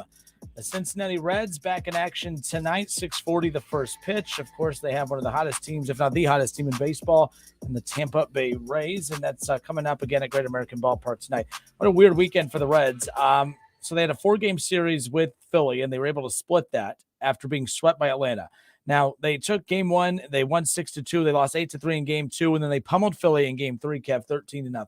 Yeah, I saw and that. they had a positive plus, or they had a positive run differential, and then they get pummeled 14-3 the very next day. So I mean, you want to talk about? I mean, their fight. It's that series right there is just a perfect reflection of who the Reds are, a 500 ball club. Yeah. Like, they have enough weapons to win plenty of games. They have enough deficiencies to lose plenty of games as well. It's going to be like that all year. The one thing you can't say about the Reds, Kev, is you can't say that they're not interesting. They're interesting. Right. There's a lot to be interested in them about. And I'm interested to see how this series with Tampa is going to go. The Reds right now, again, 6-9. They're 5-4 at home, but they're going up against a 14-2 Rays team that's the hottest team in baseball right now. Hunter Green will be on the mound tonight. Hunter Green, again, had his best start of the season a few days ago. We'll see if he can kind of pick up where he left off. But, man, Graham Ashcraft, Nick Lodolo, those two, I mean, the breaking ball, everything that they have going for them. The Reds they start this series with the Rays at the perfect time, Kev. Top of the order. Hunter Green, Nick Lodolo, Graham Ashcraft. You cannot ask for a better 3 starting pitchers right there for the Reds than to go up against this explosive team in the Rays. We'll see what ends up happening. But I do kind of like the Reds playing every single day. All month long. I'd rather them play every day, but we're still checked into them than later in the year when we've checked out. All right, so the Reds and Rays, if you want a chance to win a family 4-pack of Reds tickets, head to wingam.com, and you'll see the family 4-pack of Reds ticket logo there at the top. You'll just click on that on the left-hand side of your screen. It's free to enter. And we'll be contacting winners all throughout the season. The tickets are digital, so they'll be sent right to your MLB app, and it's pretty cool, and it's very simple. And, like I said, the digital stuff I love. I do see when I go to games. What were the tickets digital for the spring game? Yes. Easy Easy breezy. Put it on my Apple wallet, scan, walk right in.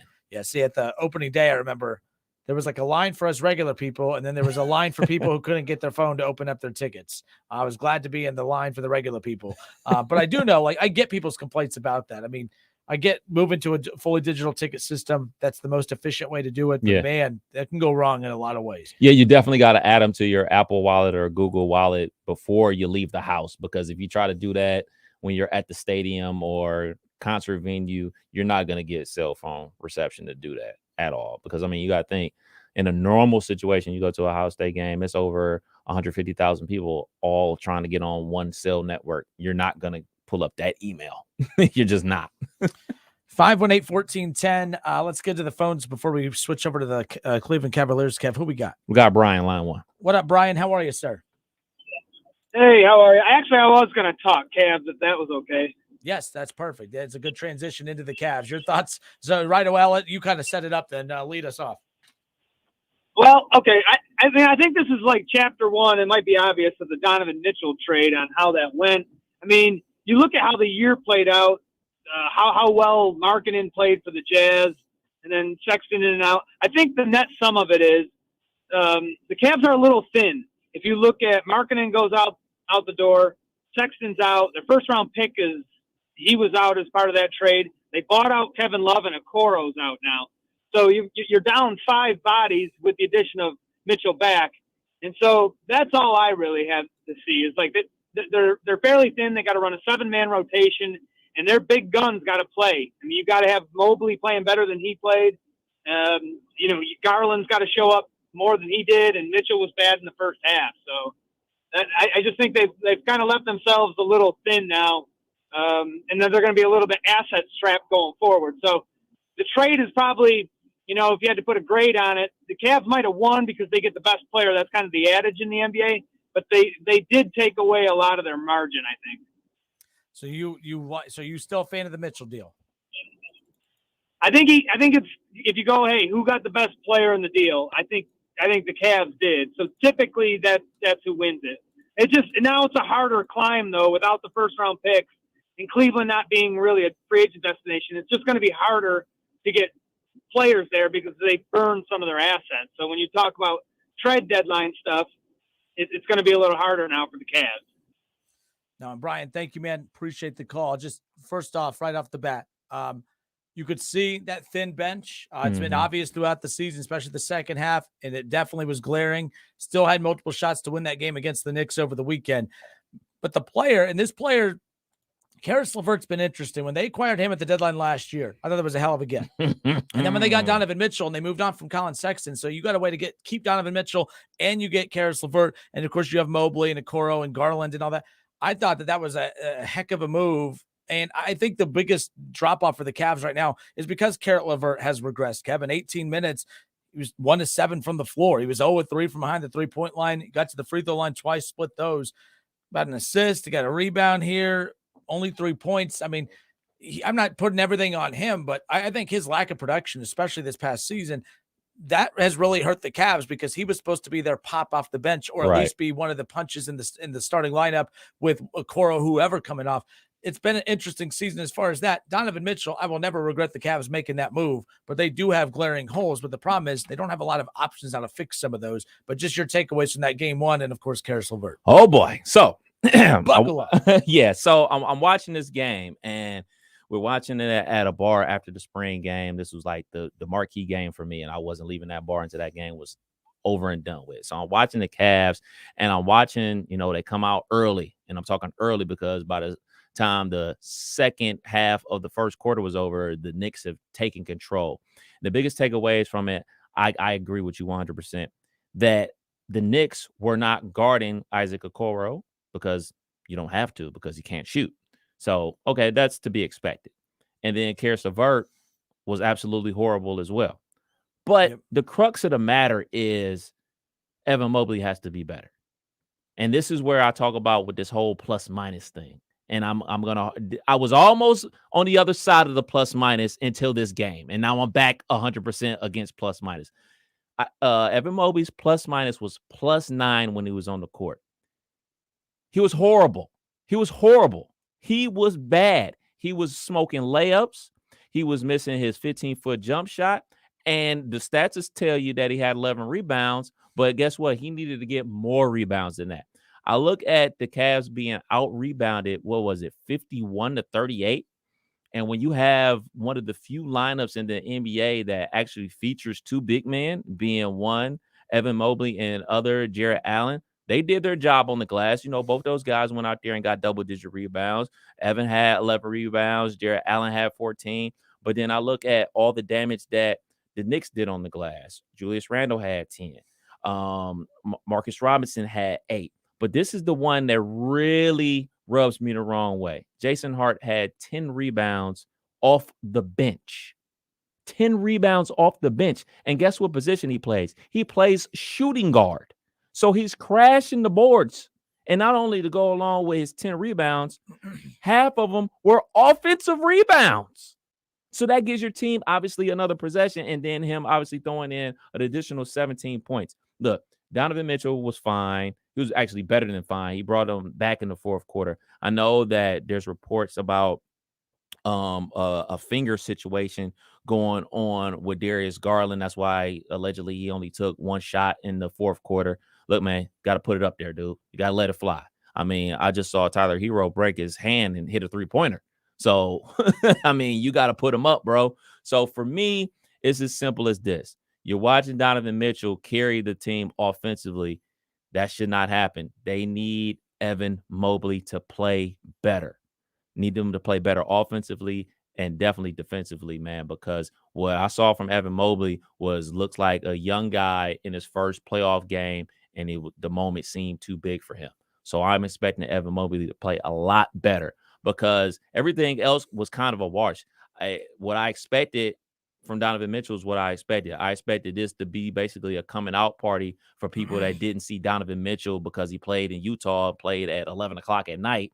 And then for people to see Jalen Brunson because we're not watching, Jalen Brunson a lot. We're watching all the Luka highlights. We're not seeing all the things that Jalen Brunson was able to do. So you saw those dudes basically wash each other out to a duel. The guy that needs to step up is Evan Mobley for the Cleveland Cavaliers to win this series. The Knicks, the thing that drove me the most nuts was the 17 offensive rebounds. Unbelievable. 17. Unbelievable. I'd say 20 of the 17 offensive rebounds came in the last moments of the fourth quarter. Yes. It was ridiculous. The Cavs, here's the thing that drove me nuts. The Cavs played excellent defense. I know this sounds kind of silly. They played excellent defense. The Knicks, every one of their guards that would come off ball screens, the Cavs would go top man or they go underneath. There was a hand in their face. The Cavs, the Knicks would miss their first initial shot of every possession down the stretch in that fourth quarter. What kept happening was they'd get that offensive rebound, and then for whatever reason, it's like that green light of like that second shot, and they'd get it in the paint more times than not. You know, they didn't really put the dagger in the Cavs by hitting big shots behind the three-point line. It was just those shots around the bucket. But you have 2 7-footers. And it was just simple little things like boxing out. This is why when you want to talk about the regular season, and I'm not really picking on the Cavs here, but I've watched it I watched a ton of playoffs over the weekend. Told you, don't love the NBA more. I like it. I used to love it, but I love the NBA playoffs because teams play hard. The problem with the regular season is that there's so many off nights, or maybe games aren't approached with the same urgency as the playoffs. You could say the same thing in the NFL and others, yes. But you start to see the fundamentals cost teams games down the road. Like the Cavs, I mean, the best player on the floor is Donovan Mitchell. Brunson, fantastic. Lots of really good players on the Knicks. Donovan Mitchell's the best player on the floor. But simple little things. I get the yips, of course, that if you want to call it that, from Mobley at the offensive end. He missed so many layups. So bunnies. Many. I mean, what was he from the floor? 413. 413 from the floor. He probably, in a regular season game when there's not as much pressure, he's probably making 3 or 4 more of those shots. Okay, super. I hope that game was just a way to kind of get some of those jitters out. But the problem with Mobley that I had, it wasn't the fact that he missed so many layups. I kept saying, that's frustrating. He cost me money, by the way. He cost me money. It's frustrating. It's his rookie. He's young. First playoff game. You could at least justify it that way. What you can't justify is, I don't care if you're nervous with it being your first playoff game. That should not impact your ability to put your skinny behind on someone cutting to the basket. And I give Julius Randle, I give the Knicks Obi Toppin. I hate that I don't like Obi Toppin right now. I give them credit because they crashed the boards. I mean, it was like, hey, these guys, they're standing straight up. They're not like squatting to get in a defensive position to box guys out. They're just putting an arm on somebody, just blowing right past them. And that's why the Knicks were the aggressors in that fourth quarter throughout, but especially that fourth quarter. I can't tell you how many times I watched Mobley and Jared Allen just put an arm on somebody as the shot goes up, and give the Knicks credit for taking advantage of that. They weren't trying to get back Right. to find. They said, if we give up a shot to Mitchell, so be it. But I give the Knicks credit. They attack the glass like that. They are one of the better offensive rebounding teams, but that's all the more reason you squat down and get your ass into somebody and box them out. My point about the regular season is you don't play it with as much urgency. They played regular season box out defense in that fourth quarter. You can't do that. You have to physically push people out of there. The Knicks were the aggressors. And I don't want to hear about how young the Cavs are and all this stuff. The Knicks are young too. Right. That's a team that finally made the playoffs for the first time in a while too. And they were on the road in a very tough environment. And Mitchell was hitting his shots in the fourth quarter. They didn't once get rattled. Good for the Knicks. Good for Obi Toppin showing up the way he did and all that stuff. But the Cavs lost that game. Good. I don't know. That's disrespectful. The Knicks won, but the Cavs made a lot of mistakes that they normally don't make. They're a 4 seed for a reason. They're a top 4 team in the East. And I'm also watching the Bucks go down 0-1, potentially going to have back issues with Antetokounmpo. That's the Cavs' next round opponent if they can get through the Knicks. And there's blood in the water now. If you don't play them, you're going to play the Heat. That's a very beatable team. Good team, but very beatable team. Very similar to the Cavs as far as that's concerned. The Cavs cannot miss out on this opportunity. The East is not theirs for the taking, but the first 2 rounds are theirs for the taking if they can find a way to make a run through this. It was very frustrating. So for me, one of the other things that really made me upset, and it's too early in the series to be doing this, and I've never seen Jared Allen do this ever before, even with his days with the Nets. He did the, hey, man, type of thing, like when on that Brunson offensive rebound, because obviously the point guard shot a 3-pointer and got his own rebound underneath the basket. So, the big men are doing their thing, boxing out, and the point guard, who's 6 feet tall, gets the rebound. So obviously the guards aren't doing their job. And you play high school basketball, Kenner. We always think it's always the responsibility of the power forward in the center to get the rebound and the guards outlet. No, you have to do your job too, so they can do their job by getting the rebound, by checking out and making sure the point guard isn't leaking in to grab an offensive rebound. And I saw him have that look on his face like, dude, you're leaving me out to dry. So I saw that a couple of times on Jared Allen's face. I'm sure coach is they're going to look at the film and say, hey, X, Y, and Z needs to happen. You can't just leave these dudes out to dry all the time and expect them to get all the offensive rebounds. So hopefully on Tuesday night, when the Cavs and the Knicks play again, we can get this dub and get it back to 1-1. But speaking on the Bucks, Heat, I mean, Giannis going down, I knew that Jimmy was going to get them one. Is Jimmy going to get them two now that Giannis got the back injury? Because, I mean, Jimmy just does what Jimmy does in the playoffs.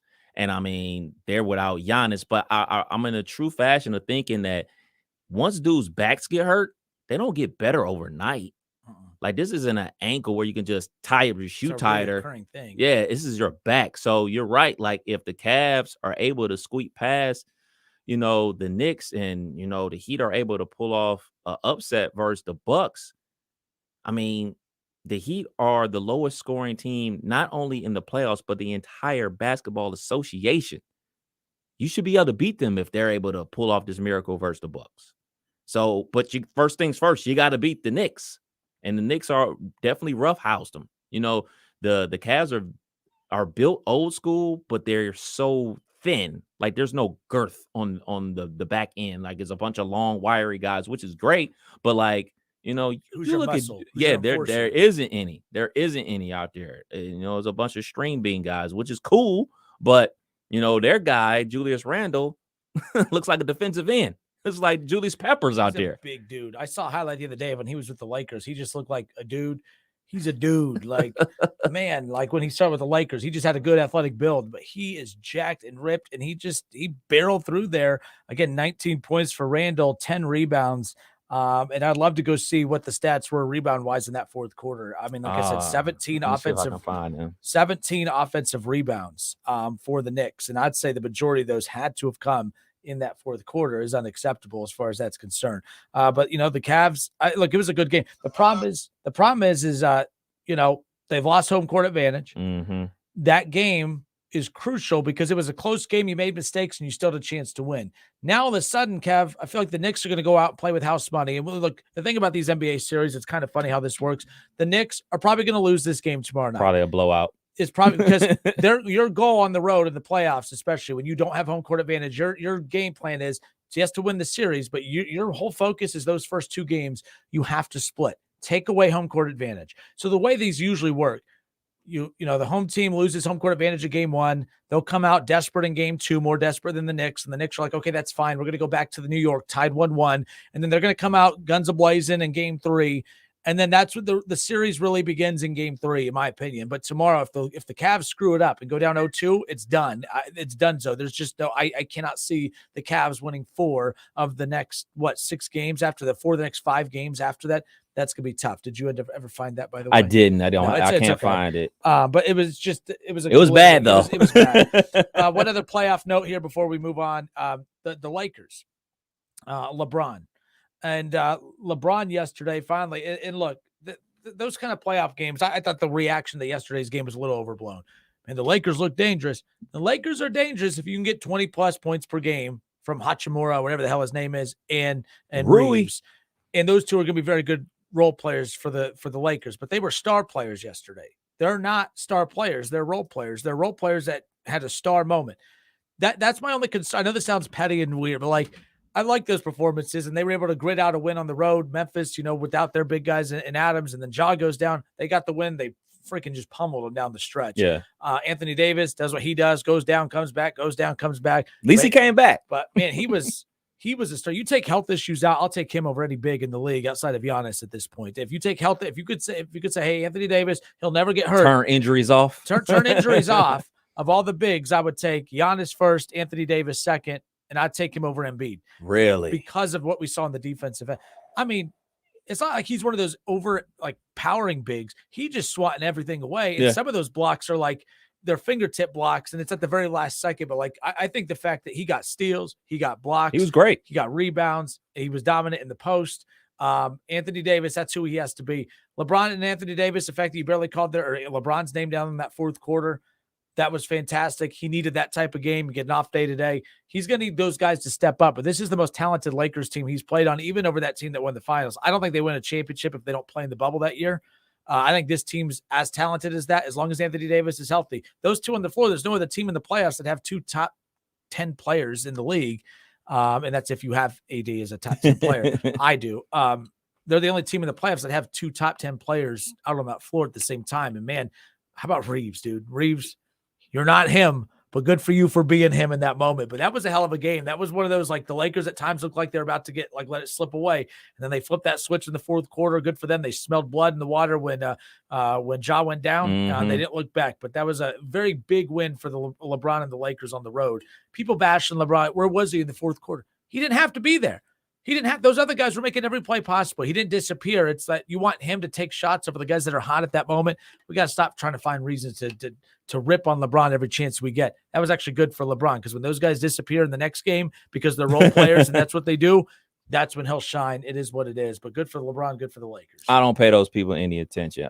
Reeves, I don't think he's going to disappear. He's been playing good basketball all season long.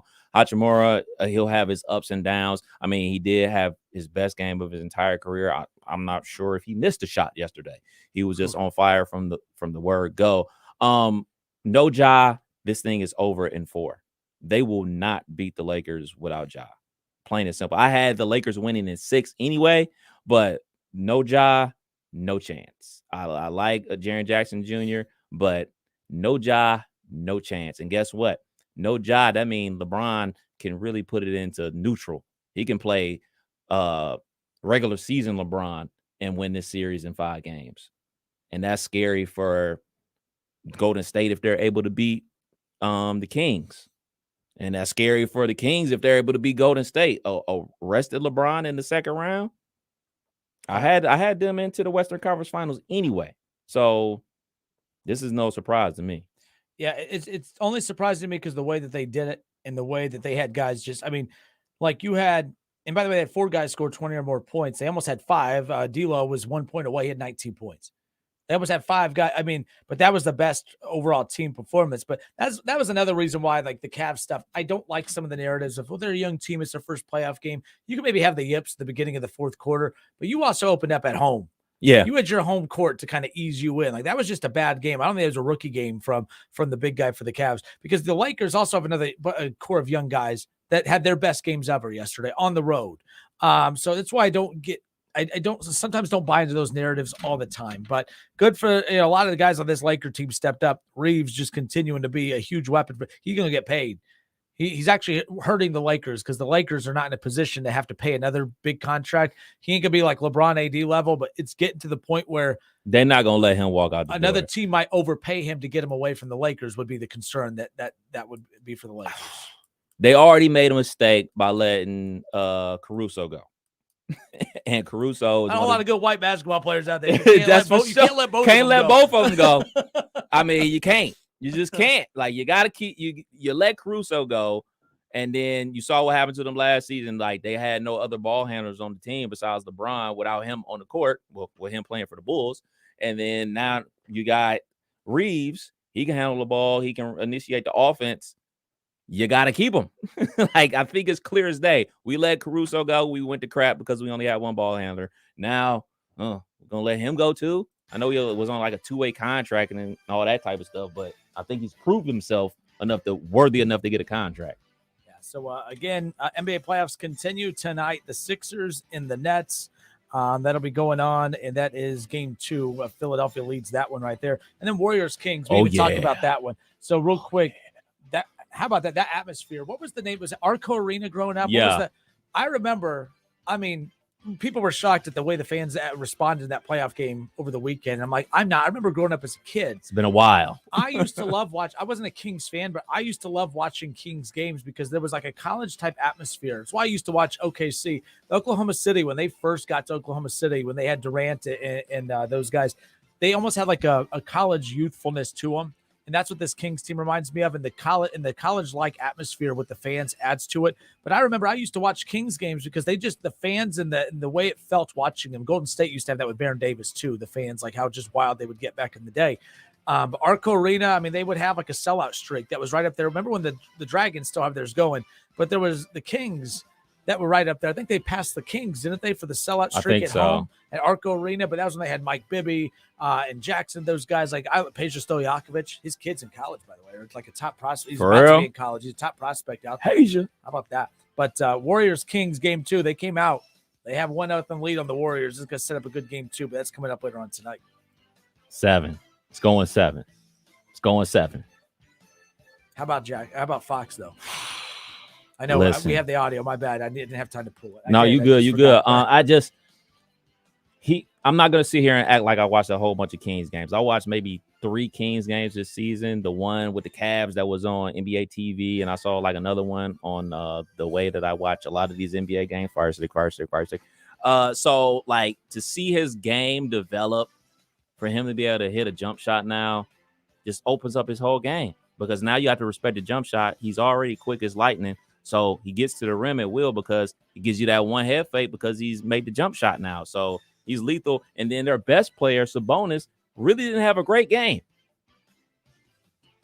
And they still got a win. And they still won. So it's not often you say the higher seed at home stole game 1, but they may have, because if one of their top players didn't have a great game and you were able to edge out the Warriors in a close one. Either way, there's so many great first-round series. Like the NBA playoffs, I know I bag on the NBA a lot. It's because I hate the regular season. And the players hate it too. And it's obvious. And I can't, like the passion I have for the playoffs, talking playoffs, I can't do it during the regular season. It's just impossible. Because like I watch these games, you could just tell they don't care. You could tell they care in these playoff games, and that was evident. The problem I'm hoping doesn't continue. Injuries are starting to have an impact on the playoffs. And not just injuries, like big stars. Right. Like that's right. When AD went out, and you saw Giannis later that day. I know AD's back, but he's a sneeze away from being out for the remainder of the playoffs. Then Ja went out with the hand. Yep. The hand that was already messed up. I saw them talking about people were talking about we need to take the charge out of basketball. I'm like, okay, real talk. No, Justin. No, we're getting real talk. The charge is stupid. I hate the charge. And here's why. It's not an actual defensive. You're literally just standing in the way of someone. You're literally like I get where people are coming from. You're taught at a young age, like a charge. When people talk about flopping, a charge is a flop to me. When you're in high school, and you're probably younger than that, coaches are telling you how to stand to take a charge. And they're not telling you, hey, if you just happen to be in this spot, this is how you embrace a charge. No, they're telling you, beat them to the spot, wall up, cover your gonads, and take the contact of the chest. And they taught us how to fall. Like we literally had a whole practice where we just got hit and learned how to fall to take a charge. So that's not like an actual like bang bang moment. You can't coach bang bang moments. You can't coach bang bang moments in baseball at the plate. You can't do it in basketball. That's my problem. And that play right there was because, and he didn't do anything wrong. The defender, I don't even know who scooted over to take the charge. Was it AD? It was AD. It was AD. Yeah, because I was already like, don't do that. You're soft. You're gonna get hurt. But if you scoot over and take that charge, you're really just getting in the way and someone barreling over you high in the air, and then that impact fall. I think that unless he barrels through you, that's an offensive foul. When they barrel through you and they're going, downhill, that's an offensive foul. But like at the same, I don't know. I'm trying to think how to word this in a more clear way. I'm not a fan of the charges. Take them. I'm not a fan of charge either, because it's such a subjective call, especially in college. It seems like it's never a blocking on the Duke. It's always a charge, when Duke has the upper hand. But for me, I get what people are saying about like, okay, it's dangerous, and it just remarkably just became dangerous when Ja got hurt. You only care because he's a superstar athlete and a superstar in this league. If it was Joe Blow that broke his hand, you'd be like, oh, whatever. But so are people saying take charge out? That would take away from an offensive foul. So like when Giannis is coming down the lane, taking his 15 steps and running over people, and it's, in my eyes, should be charged because he's knocking them over, that's not a charge. It has to be a charge. You still have to have offensive fouls in the game of basketball. But that's the thing. Like if I'm coming at you, dribbling through the lane, and I barrel my shoulder into you, knock you down as I'm going up for layup, that would be an offensive foul. But I mean the practice of standing there, just standing in the way and taking that contact right off the bat, I guess. Now, let me reword this. Setting up a charge. I don't know if you could take a charge out of the game, but at the same time, the practice of players are taught how to setting up to take the charge. And that you're basically just taught stand in the way of a guy that's going out of control towards your feet way. Out the restricted area. So like, I get what you're saying. I'm not really advocating that. I guess I used to make that argument when people would get tired of flops. I'm like, but every charge is a flop. That was always my argument about flopping. I don't know if I'm really advocating to take the charge out of basketball, but I do understand why people say, hey, it's kind of dangerous when you got a guy dribbling full speed and with athletic and fast as these dudes are now. I thought it was about to be a dunk. Yeah, like I did too. We've seen Ja posterize bigger guy. Like I don't know, but no. When people would complain about the flop, I'm like, but every charge is a flop. When they teach you how to fall, no one can teach you how to fall after impact. So an impact just knocks you down. Like impact just knocks you down. It's a spur of the moment. thing. It just knocks you down. But with this, we're taught to take contact and fall. Well, that's every flop out there. Hey, wait for the contact and then fall. That's a flop. That's what we hate. But I'm like, that's a charge to me. Every charge is a flop, technically, especially when you see like a big guy, like a small point guard like me going through the paint.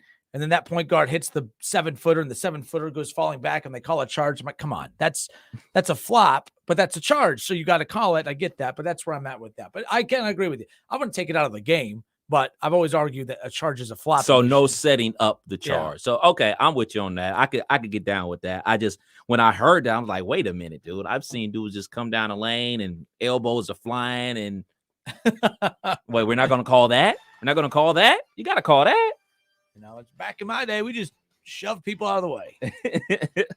Anthony Mason style. NBA playoffs again continue tonight. Nets, Sixers, Warriors, and Kings. And then the Cavs, that must-win game for them tomorrow with the Knicks.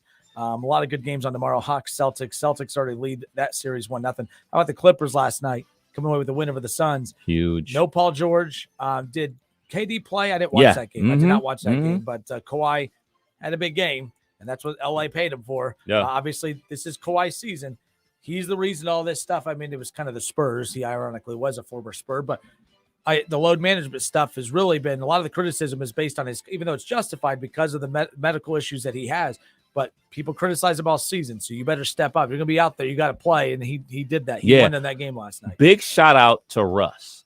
The stats will tell you that he had 7 points or whatever the case may be, but he was out there playing like the young guy playing with the older guys. Like, I'm going to give you all the effort plays. I'm going to chase down steals. I'm going to try to block every single shot. I'm going to take charges. Like, Russ was like that guy last night, and he was a big reason why they won. I believe he blocked Devin Booker's layup to tie it up towards the end of the game. So I want to give a shout out to Russ for the way he played. He got into a little altercation with a fan too, so that fired him up. Right before walking out onto the floor.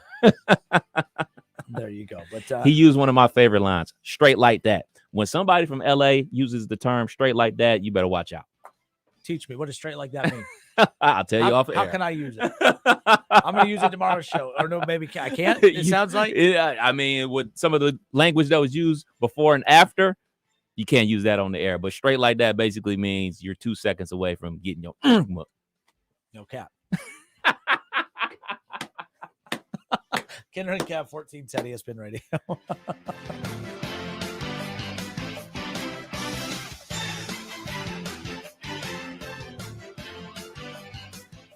It's the Justin Kinner Show with Kev Nash. Justin, you're awesome, baby. Right here on 1410 ESPN Radio.